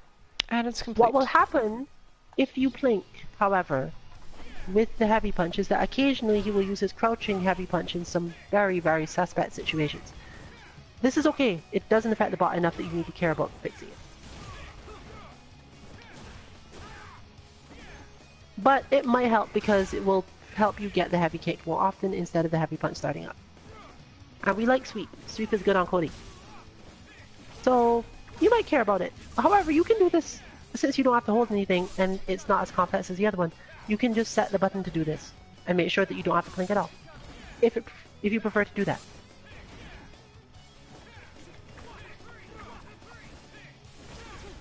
And again, since this won't change anything, we're not going to go into demonstrations of what this does with any other inputs. It's just done. Now, onto our first frame input new trick. We're going to set some buttons here. Specifically, we're setting a holdable button to double punch. Are we doing action And 4? We are doing action 4. Okay. We're setting a holdable button to the double punch, the light punch, medium punch. And you really don't need much else. Just make sure your heavy kick is someplace accessible. This is a relatively easy input to do with the new method. And the new method is that we have learned that if you set the button input value to 1, the interval on the button input value, in your recording, the game will wait 1 second before accepting any inputs. It is important that you make sure you set it every time before you can't like set it and then go back out and forget what you were doing. You have to set it and go into the recording. And you must also reset it when you come back out because it will save every time you actually do a recording. So you can see holding crouch is fine. At the beginning, you saw a little bit of this before. It will just stay there, it won't record anything, even though you are holding a direction. And it doesn't care what direction you hold either. This is not useful for certain of our bots because it has to do with like first frame jumps, which then need to be timed. So you're not going to unfortunately get away with this. But for a lot of them, first frame forward buttons don't matter. You can be walking forward and do this. The game will ignore the fact that you're walking forward until you hit a button. It won't record it. Your character will walk, but it won't record it. Much, much easier than trying to get directional first frames the other way. And since this input only basically involves one standing heavy kick, you don't care. It's super easy to change the direction of this whenever you want. What direction do we want? For the heavy kick? For the edge shift. Oh, for this, this one was we're using the VT2 still, so I believe we did it right, even that we wanted a forward quarter circle. Then all is well, I think. And you can test this input by, especially in this case, you can test this input by playing it along with basically any action actually. But it helps if you try with action 1 or 3. Action 3 will show you, since again punches are being held, nothing much will happen at all.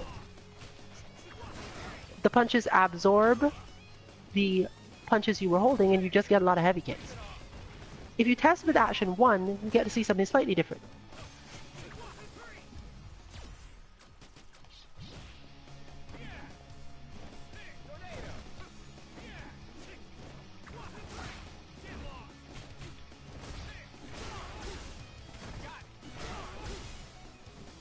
The medium punch now becomes potentially an input for the tornado.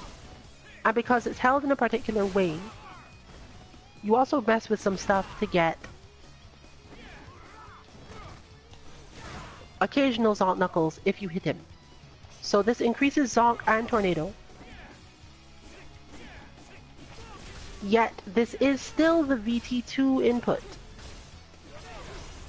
Because, as noted, we don't want him wasting the rock. And it doesn't affect anything.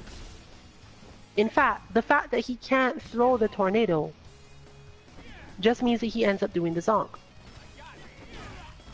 At least some of the time. There's some extra timing where he does that, but we're not going to show that off either.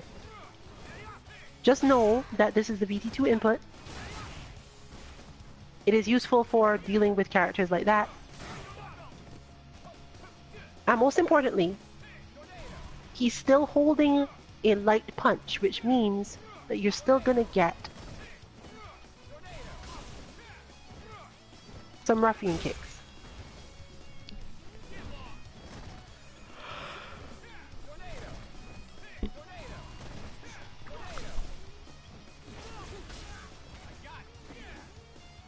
any case, I think that worked out.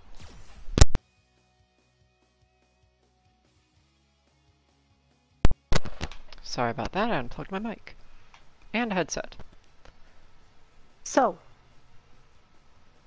I think I might have said something wrong earlier, given that this is where we are still putting in, as noted, VT1. Ah, alright then. We want more tornado. No, I'm not telling you to change anything. We Oh. want more tornado, and we're getting more tornado. And we want ruffian kick, and we're getting ruffian kick. Yes. That is our aim here. If we want VT2, we would do something different. What we're creating now is a VT2 Cody with ruffian kick. As I said, you'll understand all this more when you're reading the page. Just understand that we aren't actually setting up the entire VT1.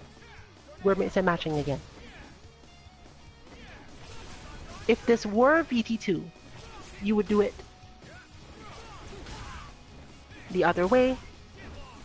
And again, forgive me if I said VT2 earlier for this input. You would do it the other way because it allows the command grab and some other stuff. You can just not do the command grab part though.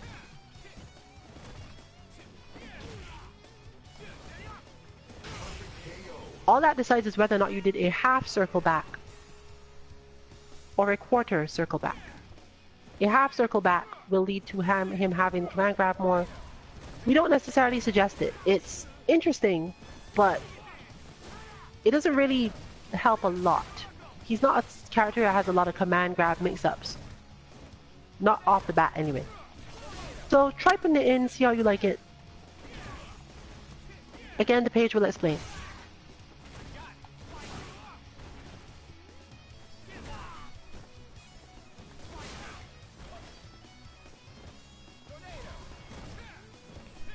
So, now we're re-recording Action 5, which is again probably the hardest and changes the most based on how lenient your stuff is. It is also the least necessary part of the bot.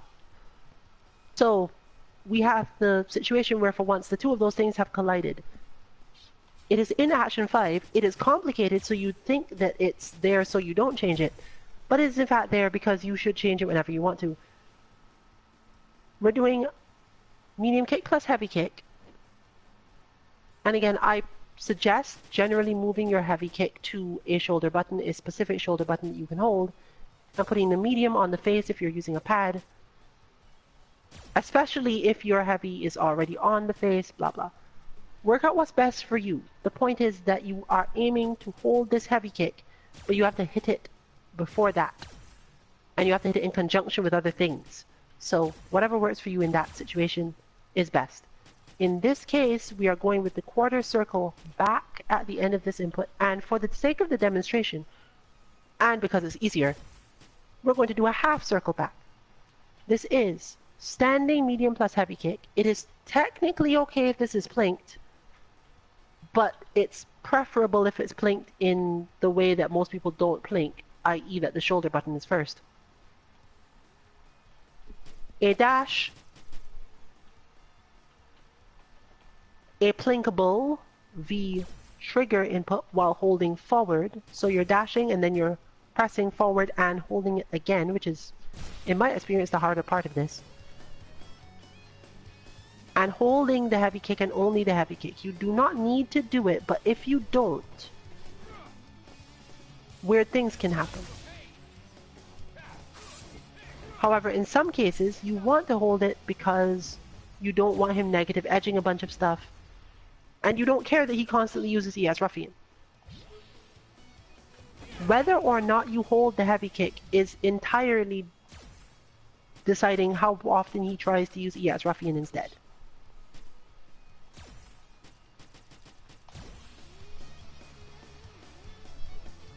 So in this case again, we're already holding forward, we're just going to do a half circle back and end the recording at that point. Now remember, as mentioned, you have to make sure that your button interval setting is no longer at 1, and you have to make sure that you set it before you go into the recording. You can't just go back to it, happen to hit circle, then go back in and start recording. It'll save and stick there, and you must remember to check it. This is why it sometimes might be easiest to do 4 last, but it doesn't really matter that much. But in this case, we're going to hold that kick, and we're going to do the half circle back. And we're going to show you what happens in this particular case when you do it.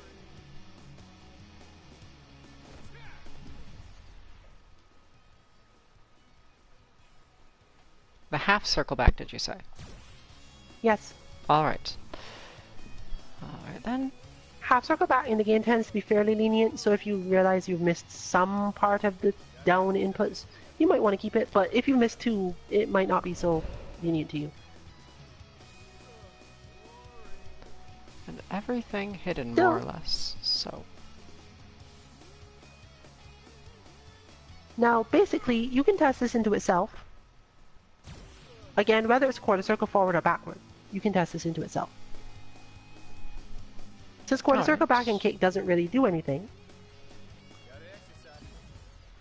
again, you're able to get a lot of standing medium kick. I think I did that right, but did it take my half?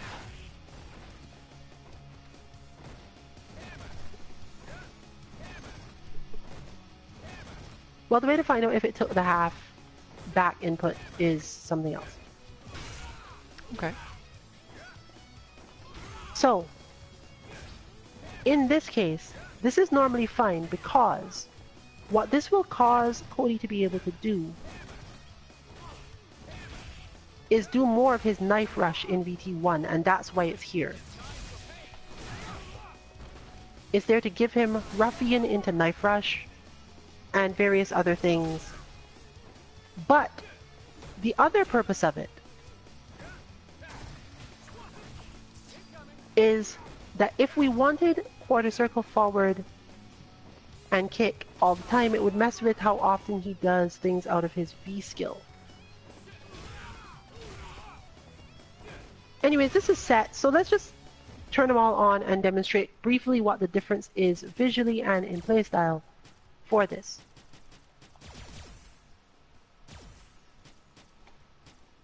Again, remember this is a mismatched version, so not exactly the normal in terms of how things come out. But Ed is going to be able to throw some fireballs here. And we are changing Cody to V-Trigger 2 actually. Which I forgot to mention earlier. But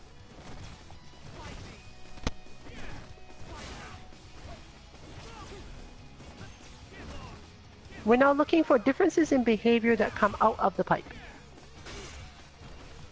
You remember before that he really didn't throw the rock that often. And there were certain moves you didn't see too much of. But sometimes, with a character like Ed, for example, you still want him to actually hit the ruffian. Because as mentioned before, Ed is not really about staying away with the fireballs that much. Especially if you want to do some good damage to Cody.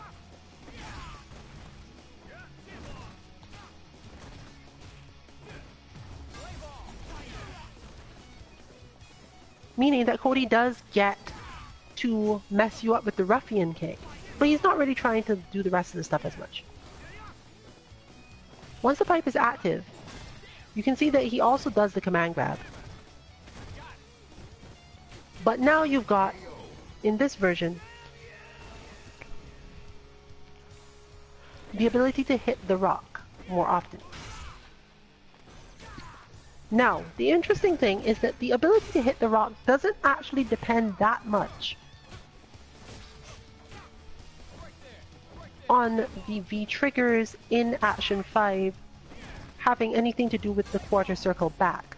The rock throw that causes... Sorry, the input that causes the rock to be thrown is not usually the Action 5. It doesn't have to be.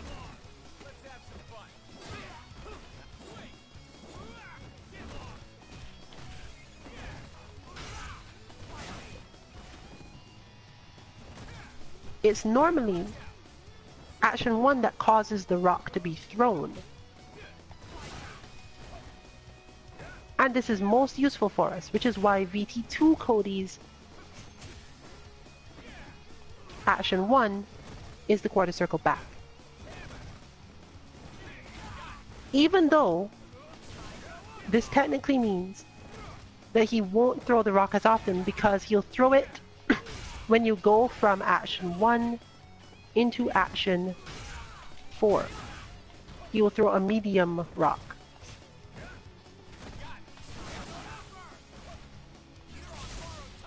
Note that this is necessary because basically none of his inputs start with just a punch except action 4 itself.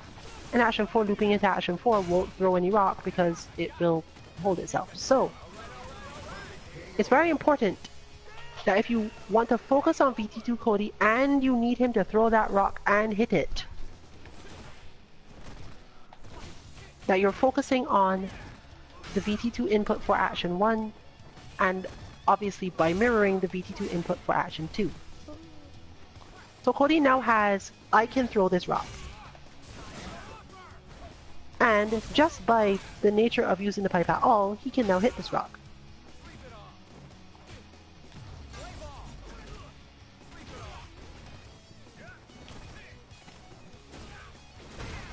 The specific timing in which Cody hits the rock is again affected by other moves he was doing and the rhythms he has. Against Ed, the rhythm you want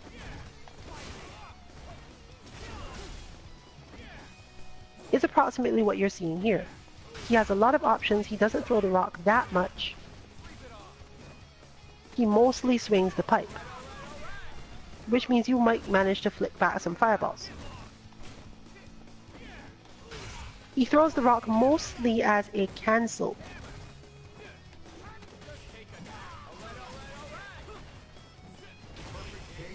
And as mentioned, cancelling out of hammer, heavy kick, stuff like that. And therefore, which one he hits, which one he throws the rock from, that is influenced by actions 4 and 5. If action 4 is the quarter circle back, he will generally throw the rock.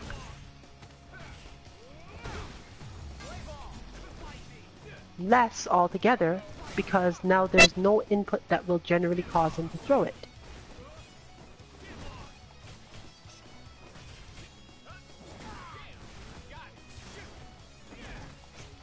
There are still some ways.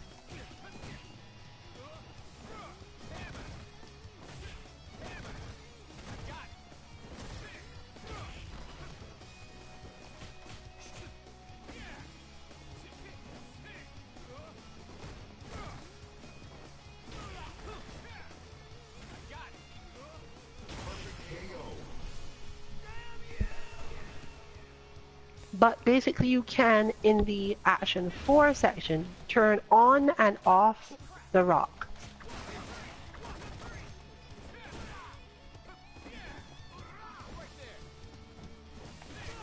Our VT2 Cody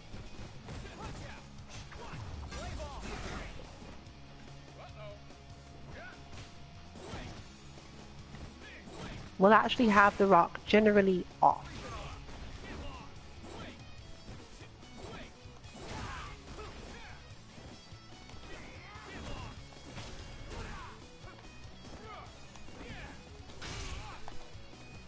In those slots, that is. To explain this in a little more detail, it's quite simple. If you are putting the quarter circle back in action 5 for VT2 Cody, as we have done, he gains the ability to throw the rock when he transitions from 5 into 4. If you put the quarter circle back in 4, he would only be able to throw it if he was transitioning from 4 into 4, but 4 into 4 doesn't actually take the punches, so he doesn't throw the rock.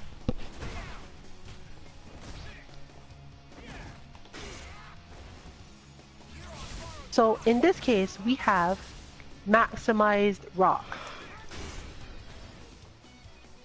It's just that now he only cancels it out of hammer and like other semi-random things in neutral. Now note that since Cody can't throw the rock while he has V-Trigger inactive, this gets a little complicated with our current bot because he does not, in fact, hit heavies often enough to lose the pipe. So he just spends a lot of time in this state as you're seeing here. He can't lose the pipe, he can't throw rocks, he can't activate V-Trigger because he has the pipe. This is generally not something I suppose they expected to happen or that you'd care about.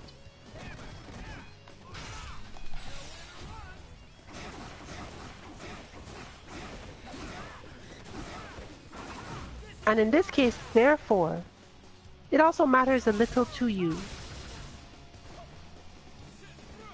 whether or not you were really fast on the other part.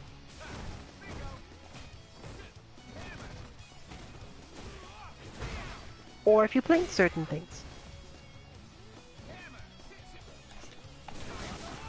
Overall though, this is absolutely a situation a player can get themselves into. And honestly, since they're really not likely to get V-Trigger twice in a lot of matches, unless they know you really well, it's not something that comes up a lot. I don't think you'd really care that he spends some time like this. If you do, you might want to like try to get some more heavy punches somewhere, plink the V-skill a particular way, and so on.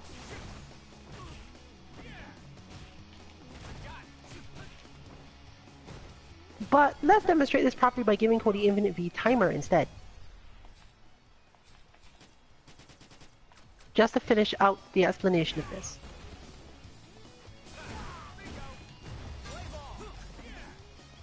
As we are coming to the end of our stream, one of our longer disc guidance,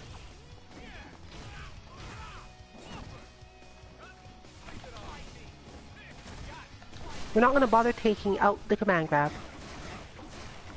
Again, it's at your discretion. You can actually see that he doesn't really use it at good times. And that's basically true regardless of where you put the command grab. You can do some very, very difficult stuff making sure that he has it after the dash,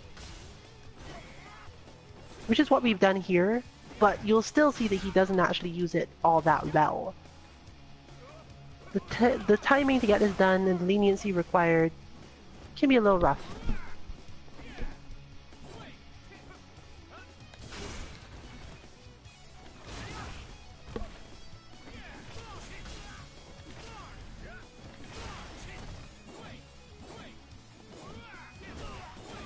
Now, since Cody only has basically a 1 in 5 chance of actually hitting the rock, his timing is affected. When I say this, I mean that based on my calculations for this and what I was trying to do, the situations are not that he always does the rock only off of action, either action 2 or action 5. It's just that he does the rock half the time correctly off of either of those. So sometimes he can hit the rock up, as in crouching, hit the rock up, but he'd have to be in a particular situation that caused him to throw it, and usually means that you had to hit him first. Or that he had to whiff a particular attack. And similarly, when he's hitting the rock directly forward, especially if you want him to hit it perfectly forward, he had to be doing it after a different attack.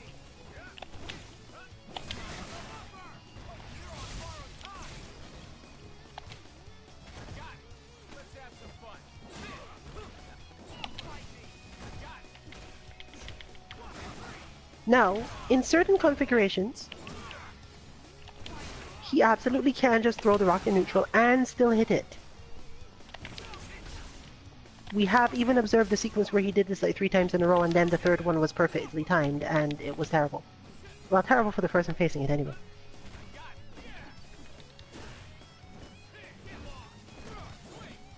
But of course you'll notice that he jumps less in this form as well. And since he doesn't have to throw the rock, if you try to approach him sometimes, because he's thrown it into the air, you might get caught by something else.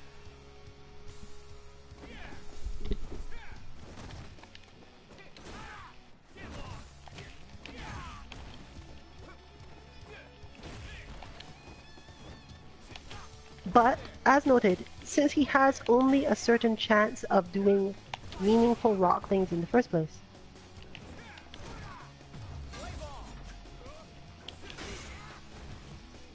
and since we use VT1 to make sure he doesn't have rock cancels, because rock cancels just tend to lead to a bunch of unnecessary heavy kicks.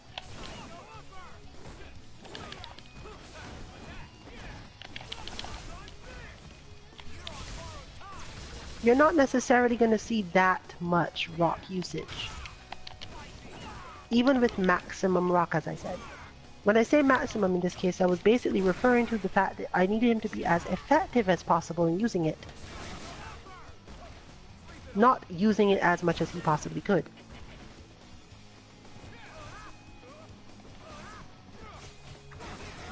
However, if you are one of those players who has a character who wants to, like, position carefully on footsie situations, needs to move themselves from situations quickly on wake up, like your dash out of a lot of your wake ups,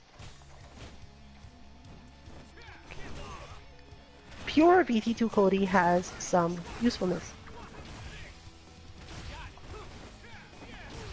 Pure VT2 Cody is also slightly more likely to just throw rocks up in the air for no reason, in neutral, and do nothing with them, and therefore run out much faster. However, he does also benefit that he gets a lot more rock cancels when he connects certain things. However, we find that mostly these are easy to deal with and to get used to quickly. Therefore, while it may be worth it to enter pure VT2 Cody, to get used to this, to get used to dealing with the rock and any mix-ups he may have from it, because it does unlock all of his rock mix-ups. Once you've learned to deal with the rock mix-ups, you might want to use this combination of VT2 for the first two and VT1 inputs for the second, so that you have more chance of the rock being occasional but more dangerous in neutral.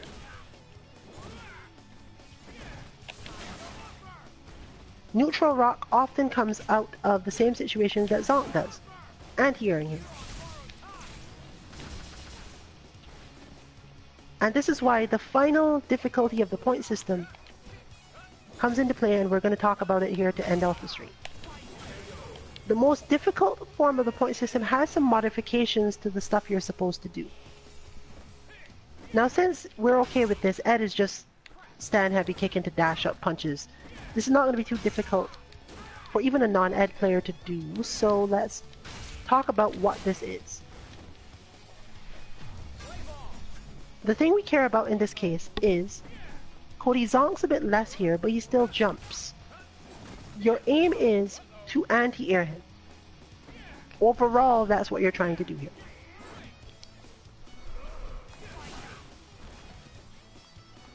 Ed's optimal anti-air for a single button hit is his crouch heavy punch, but his stand medium punch works decently too, and Psycho Knuckle is good for all sorts of things. But the thing we care about is that when Cody starts to cross you up, which he can do quite often, your anti-air gets harder. In fact, for some characters, depending on the full extent of this, Cody becomes more dangerous the more often you anti-air him. The bot, that is.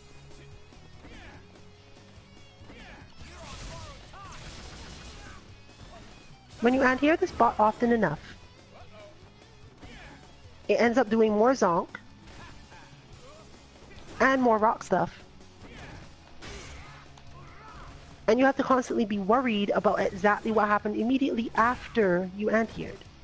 He may jump again and cause you more problems.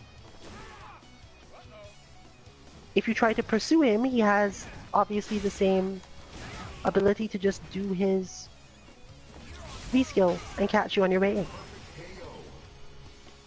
The most difficult version of the bot, therefore, is basically you should anti-air Cody, but you don't even get points for doing it in neutral. You only get points for anti-airing Cody if he was going to cross you up. However, in order to get the rest of your points, i.e. tick throw stuff off Zonk, you generally have to anti-air him anyway. And if you just let him pummel you, and you don't punish his other moves, particularly the V-skill, you're going to end up lacking a lot yourself, and losing a lot of health through just white life damage. You can't really wait around for Cody to jump, in short. He will eventually wear you down. So you do have to keep him off you. But you can't get points for anti-airing him if you kept him off you. At least not for that anti-air. So the extreme difficulty version of the bot is basically to get all of this done without getting points for most of it. You just have to play perfectly for long periods. So keep control of your spacing. Hope that he jumps, because he doesn't move around too much until he jumps. Anti-air him when he jumps. Wait for the zonk. At that point, go for the tick throw. And if you don't have a pure tick throw, or sometimes for a few characters who technically do, your opponent can just jump out anyway, because jump frames are not vulnerable to throws, which means that in some very specific situations, and this is why we want to hold that 9 input, that jumping forward input, in action 3 for as long as possible. This raises the chances that after a zonk, Cody will just jump over you again to get out of your tick throw. But your tick throw is quite fast, and you're supposed to do it with a regular throw. This is important. This means that now you have a Cody jumping over your head, you're going to recover before he lands, and he's going to be too far over to hit you, because in order to have a forward jump, the situation is in your favor now. This is also true for neutral jumps. We'll probably talk about that another time.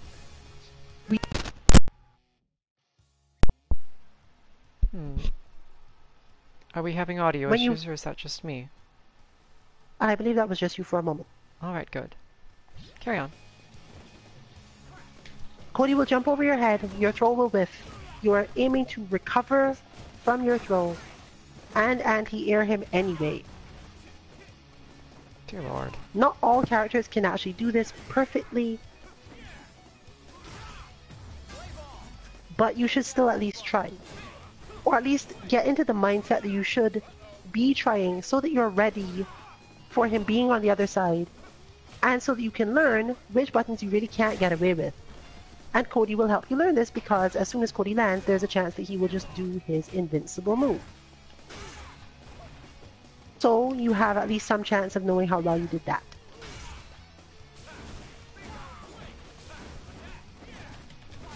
So it's an entire sequence that you must do correctly. You have to push him back with some punish, anti-air when he jumps from that pushback. Occasionally he'll just zonk immediately, which is good for you. But anti-air him, wait for the zonk that comes out, because you don't really want to chase him down after the anti-air anyway.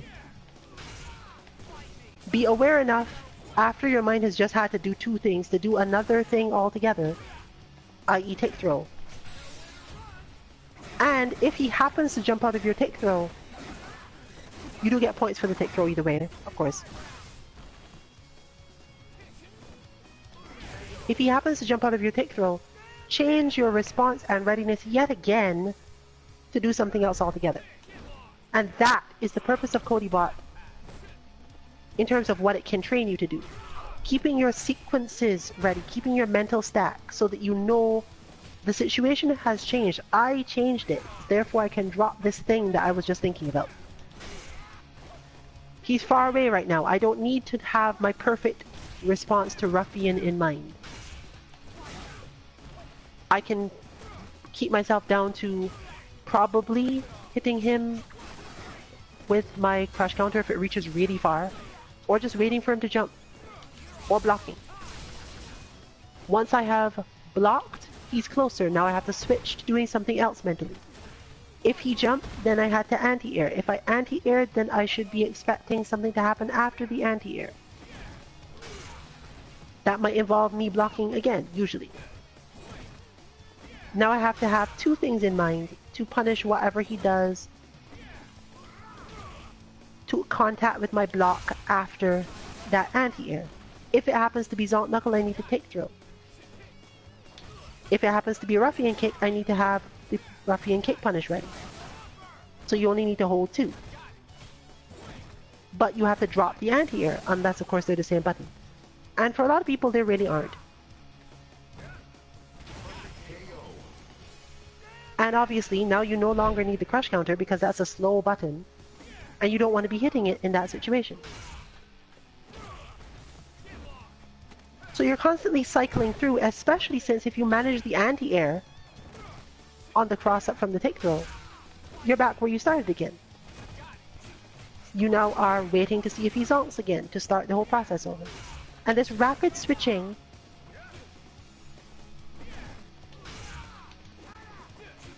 is the main layer on top of just learning the Cody matchup that makes this bot meaningful.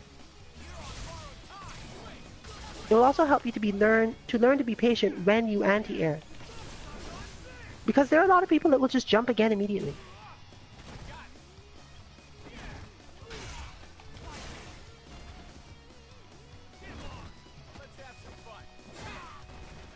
Now for our final demo, couple of minutes, we're turning this back to VT1 to demonstrate what this bot looks like in this config with the VT1. Without getting into too much detail, my suggestion is that you make action 4 and 5 the ones you vary the most. And more so don't set by V-trigger, but we've still labeled them by V-trigger. But action 1 and 2, you should try to have mostly by V-trigger. And since thankfully those are the easy ones to change, you could change them up if you really wanted to. Even early-ish in the session. Now, the result here will be that again Cody's rhythm will change. And when he's in VT1, he will zonk more and in more situations, without necessarily being anti-air.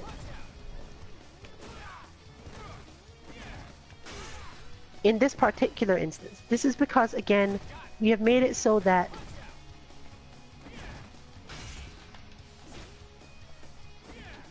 he does particular things with action 2, causing him to zonk more often.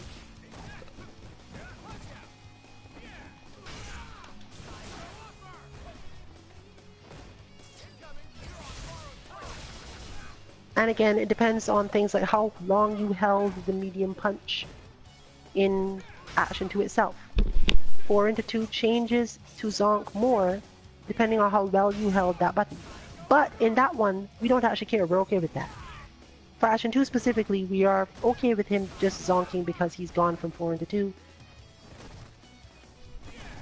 It's kind of nice if VT1 Cody takes you off guard with zonk a couple of times in neutral. But at the same time, I'm going to ask Kanzuki Dynasty to basically just zone him out now. Get some good hits in him when he does stupid things, and otherwise just forward medium punch fireball. From decently far out too. Yeah, just gotta get far out. You can see specifically for Ed, in fact, that because of the way Psycho Spark works, putting that hitbox up in front of him before Cody even gets near, all you really have to do is the zoning and being ready to anti-air. Even Cody's dashing is probably not going to help him that much. Even as you slowly get back toward the corner, the situation doesn't get too much worse for you. For example, you could try to keep your space and trust that you won't get into a lot of trouble there. With the pipe, he has at least a slightly better chance of getting in on you in this situation.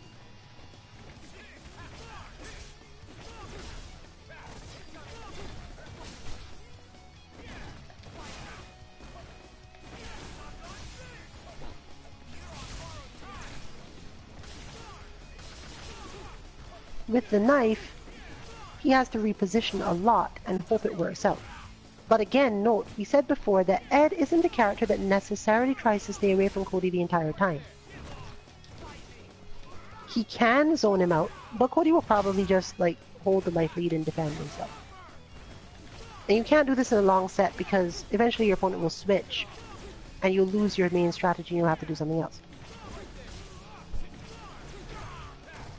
But you can see that overall, this setup means that Cody has to jump more and won't manage as well.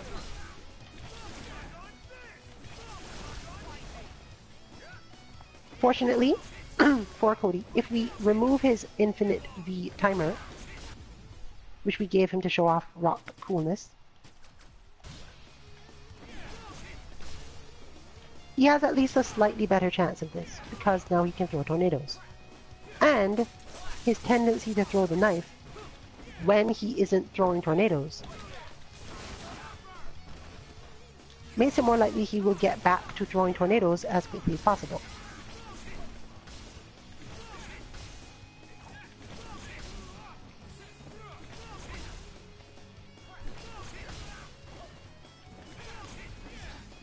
That said, he still doesn't throw them that often. But the rhythm of the bot is relatively tightly structured, aside from the specifics of those things. So, if he isn't throwing fireballs, if he isn't throwing tornadoes, it's probably because he's throwing knife. And if he isn't throwing tornadoes or knife, it's probably because he's jumping.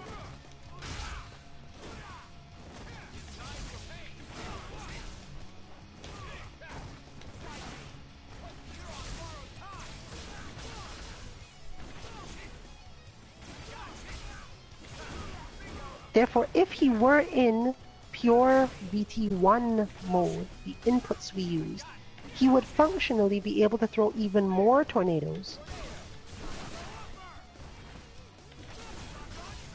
and use more Light Ruffian Kick.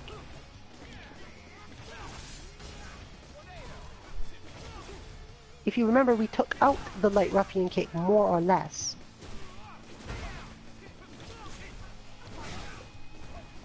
At the beginning of this, he functionally, as far as I've got it set up now, he basically can't do it.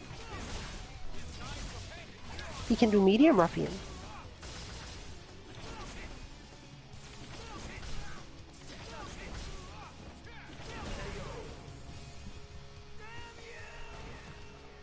And he can do light ruffian under a very specific situation, but almost all of the times that he would do the light ruffian, the heavy kick will hide it instead.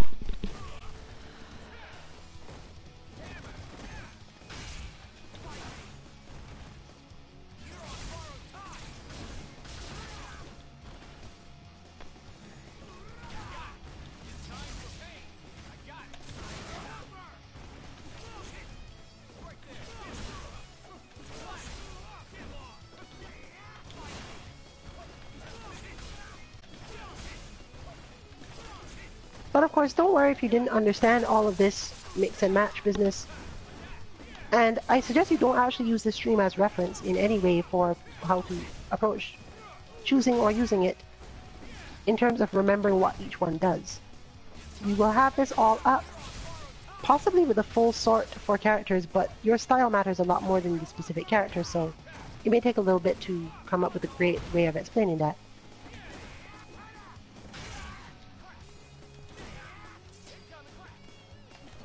This was just trying to give as much detail as possible for anyone who is really specifically deeply interested in how to tweak this bot to do more of any given thing. Those people are the people who need this sort of thing for reference, since the bot page does not necessarily tell you every little thing that's going to change, whereas I have tried to cover a ton of it at the cost of everyone's stamina. So, with that explanation done, as I said, I'm not going to be showing off, or rather we are not going to be showing off, the direct outcomes of choosing all the VT2 inputs, or all the VT1 inputs. since those are relatively easy to investigate and see yourself. What is supposed to happen tends to be fairly obvious. And that means we've come to the end of our stream in this case. Codybot will be available as usual over the weekend. I cannot say exactly when, but it will definitely be available before 7 p.m. on Sunday. We may release it a little bit early because we have most of the work done.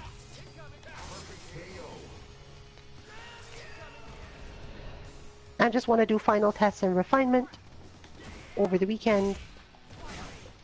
But thanks to the free period, we got a lot of that data from everyone basically putting in their versions and spreading out the man hours required to make sure we understood everything that our inputs are doing.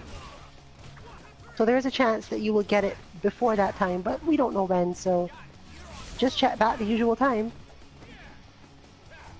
Or if you follow us on Twitter, we will tweet whenever it's released, and you'll be able to check it then. So thank you for joining us. This has been Rillian with Kanzuki Dynasty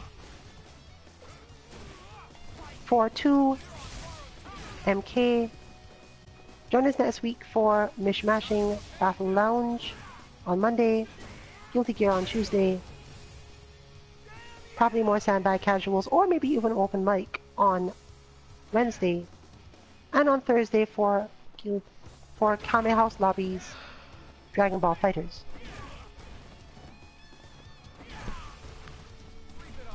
Next week Friday, we don't know, since we have much less bot content lately, having done so many of them.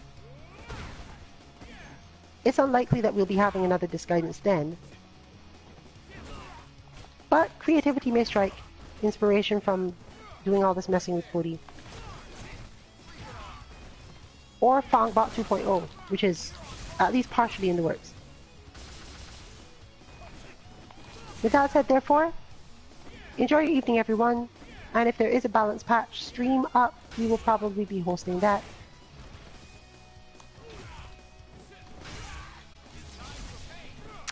Or you can just watch it at Traveling Controller itself. Have a good evening.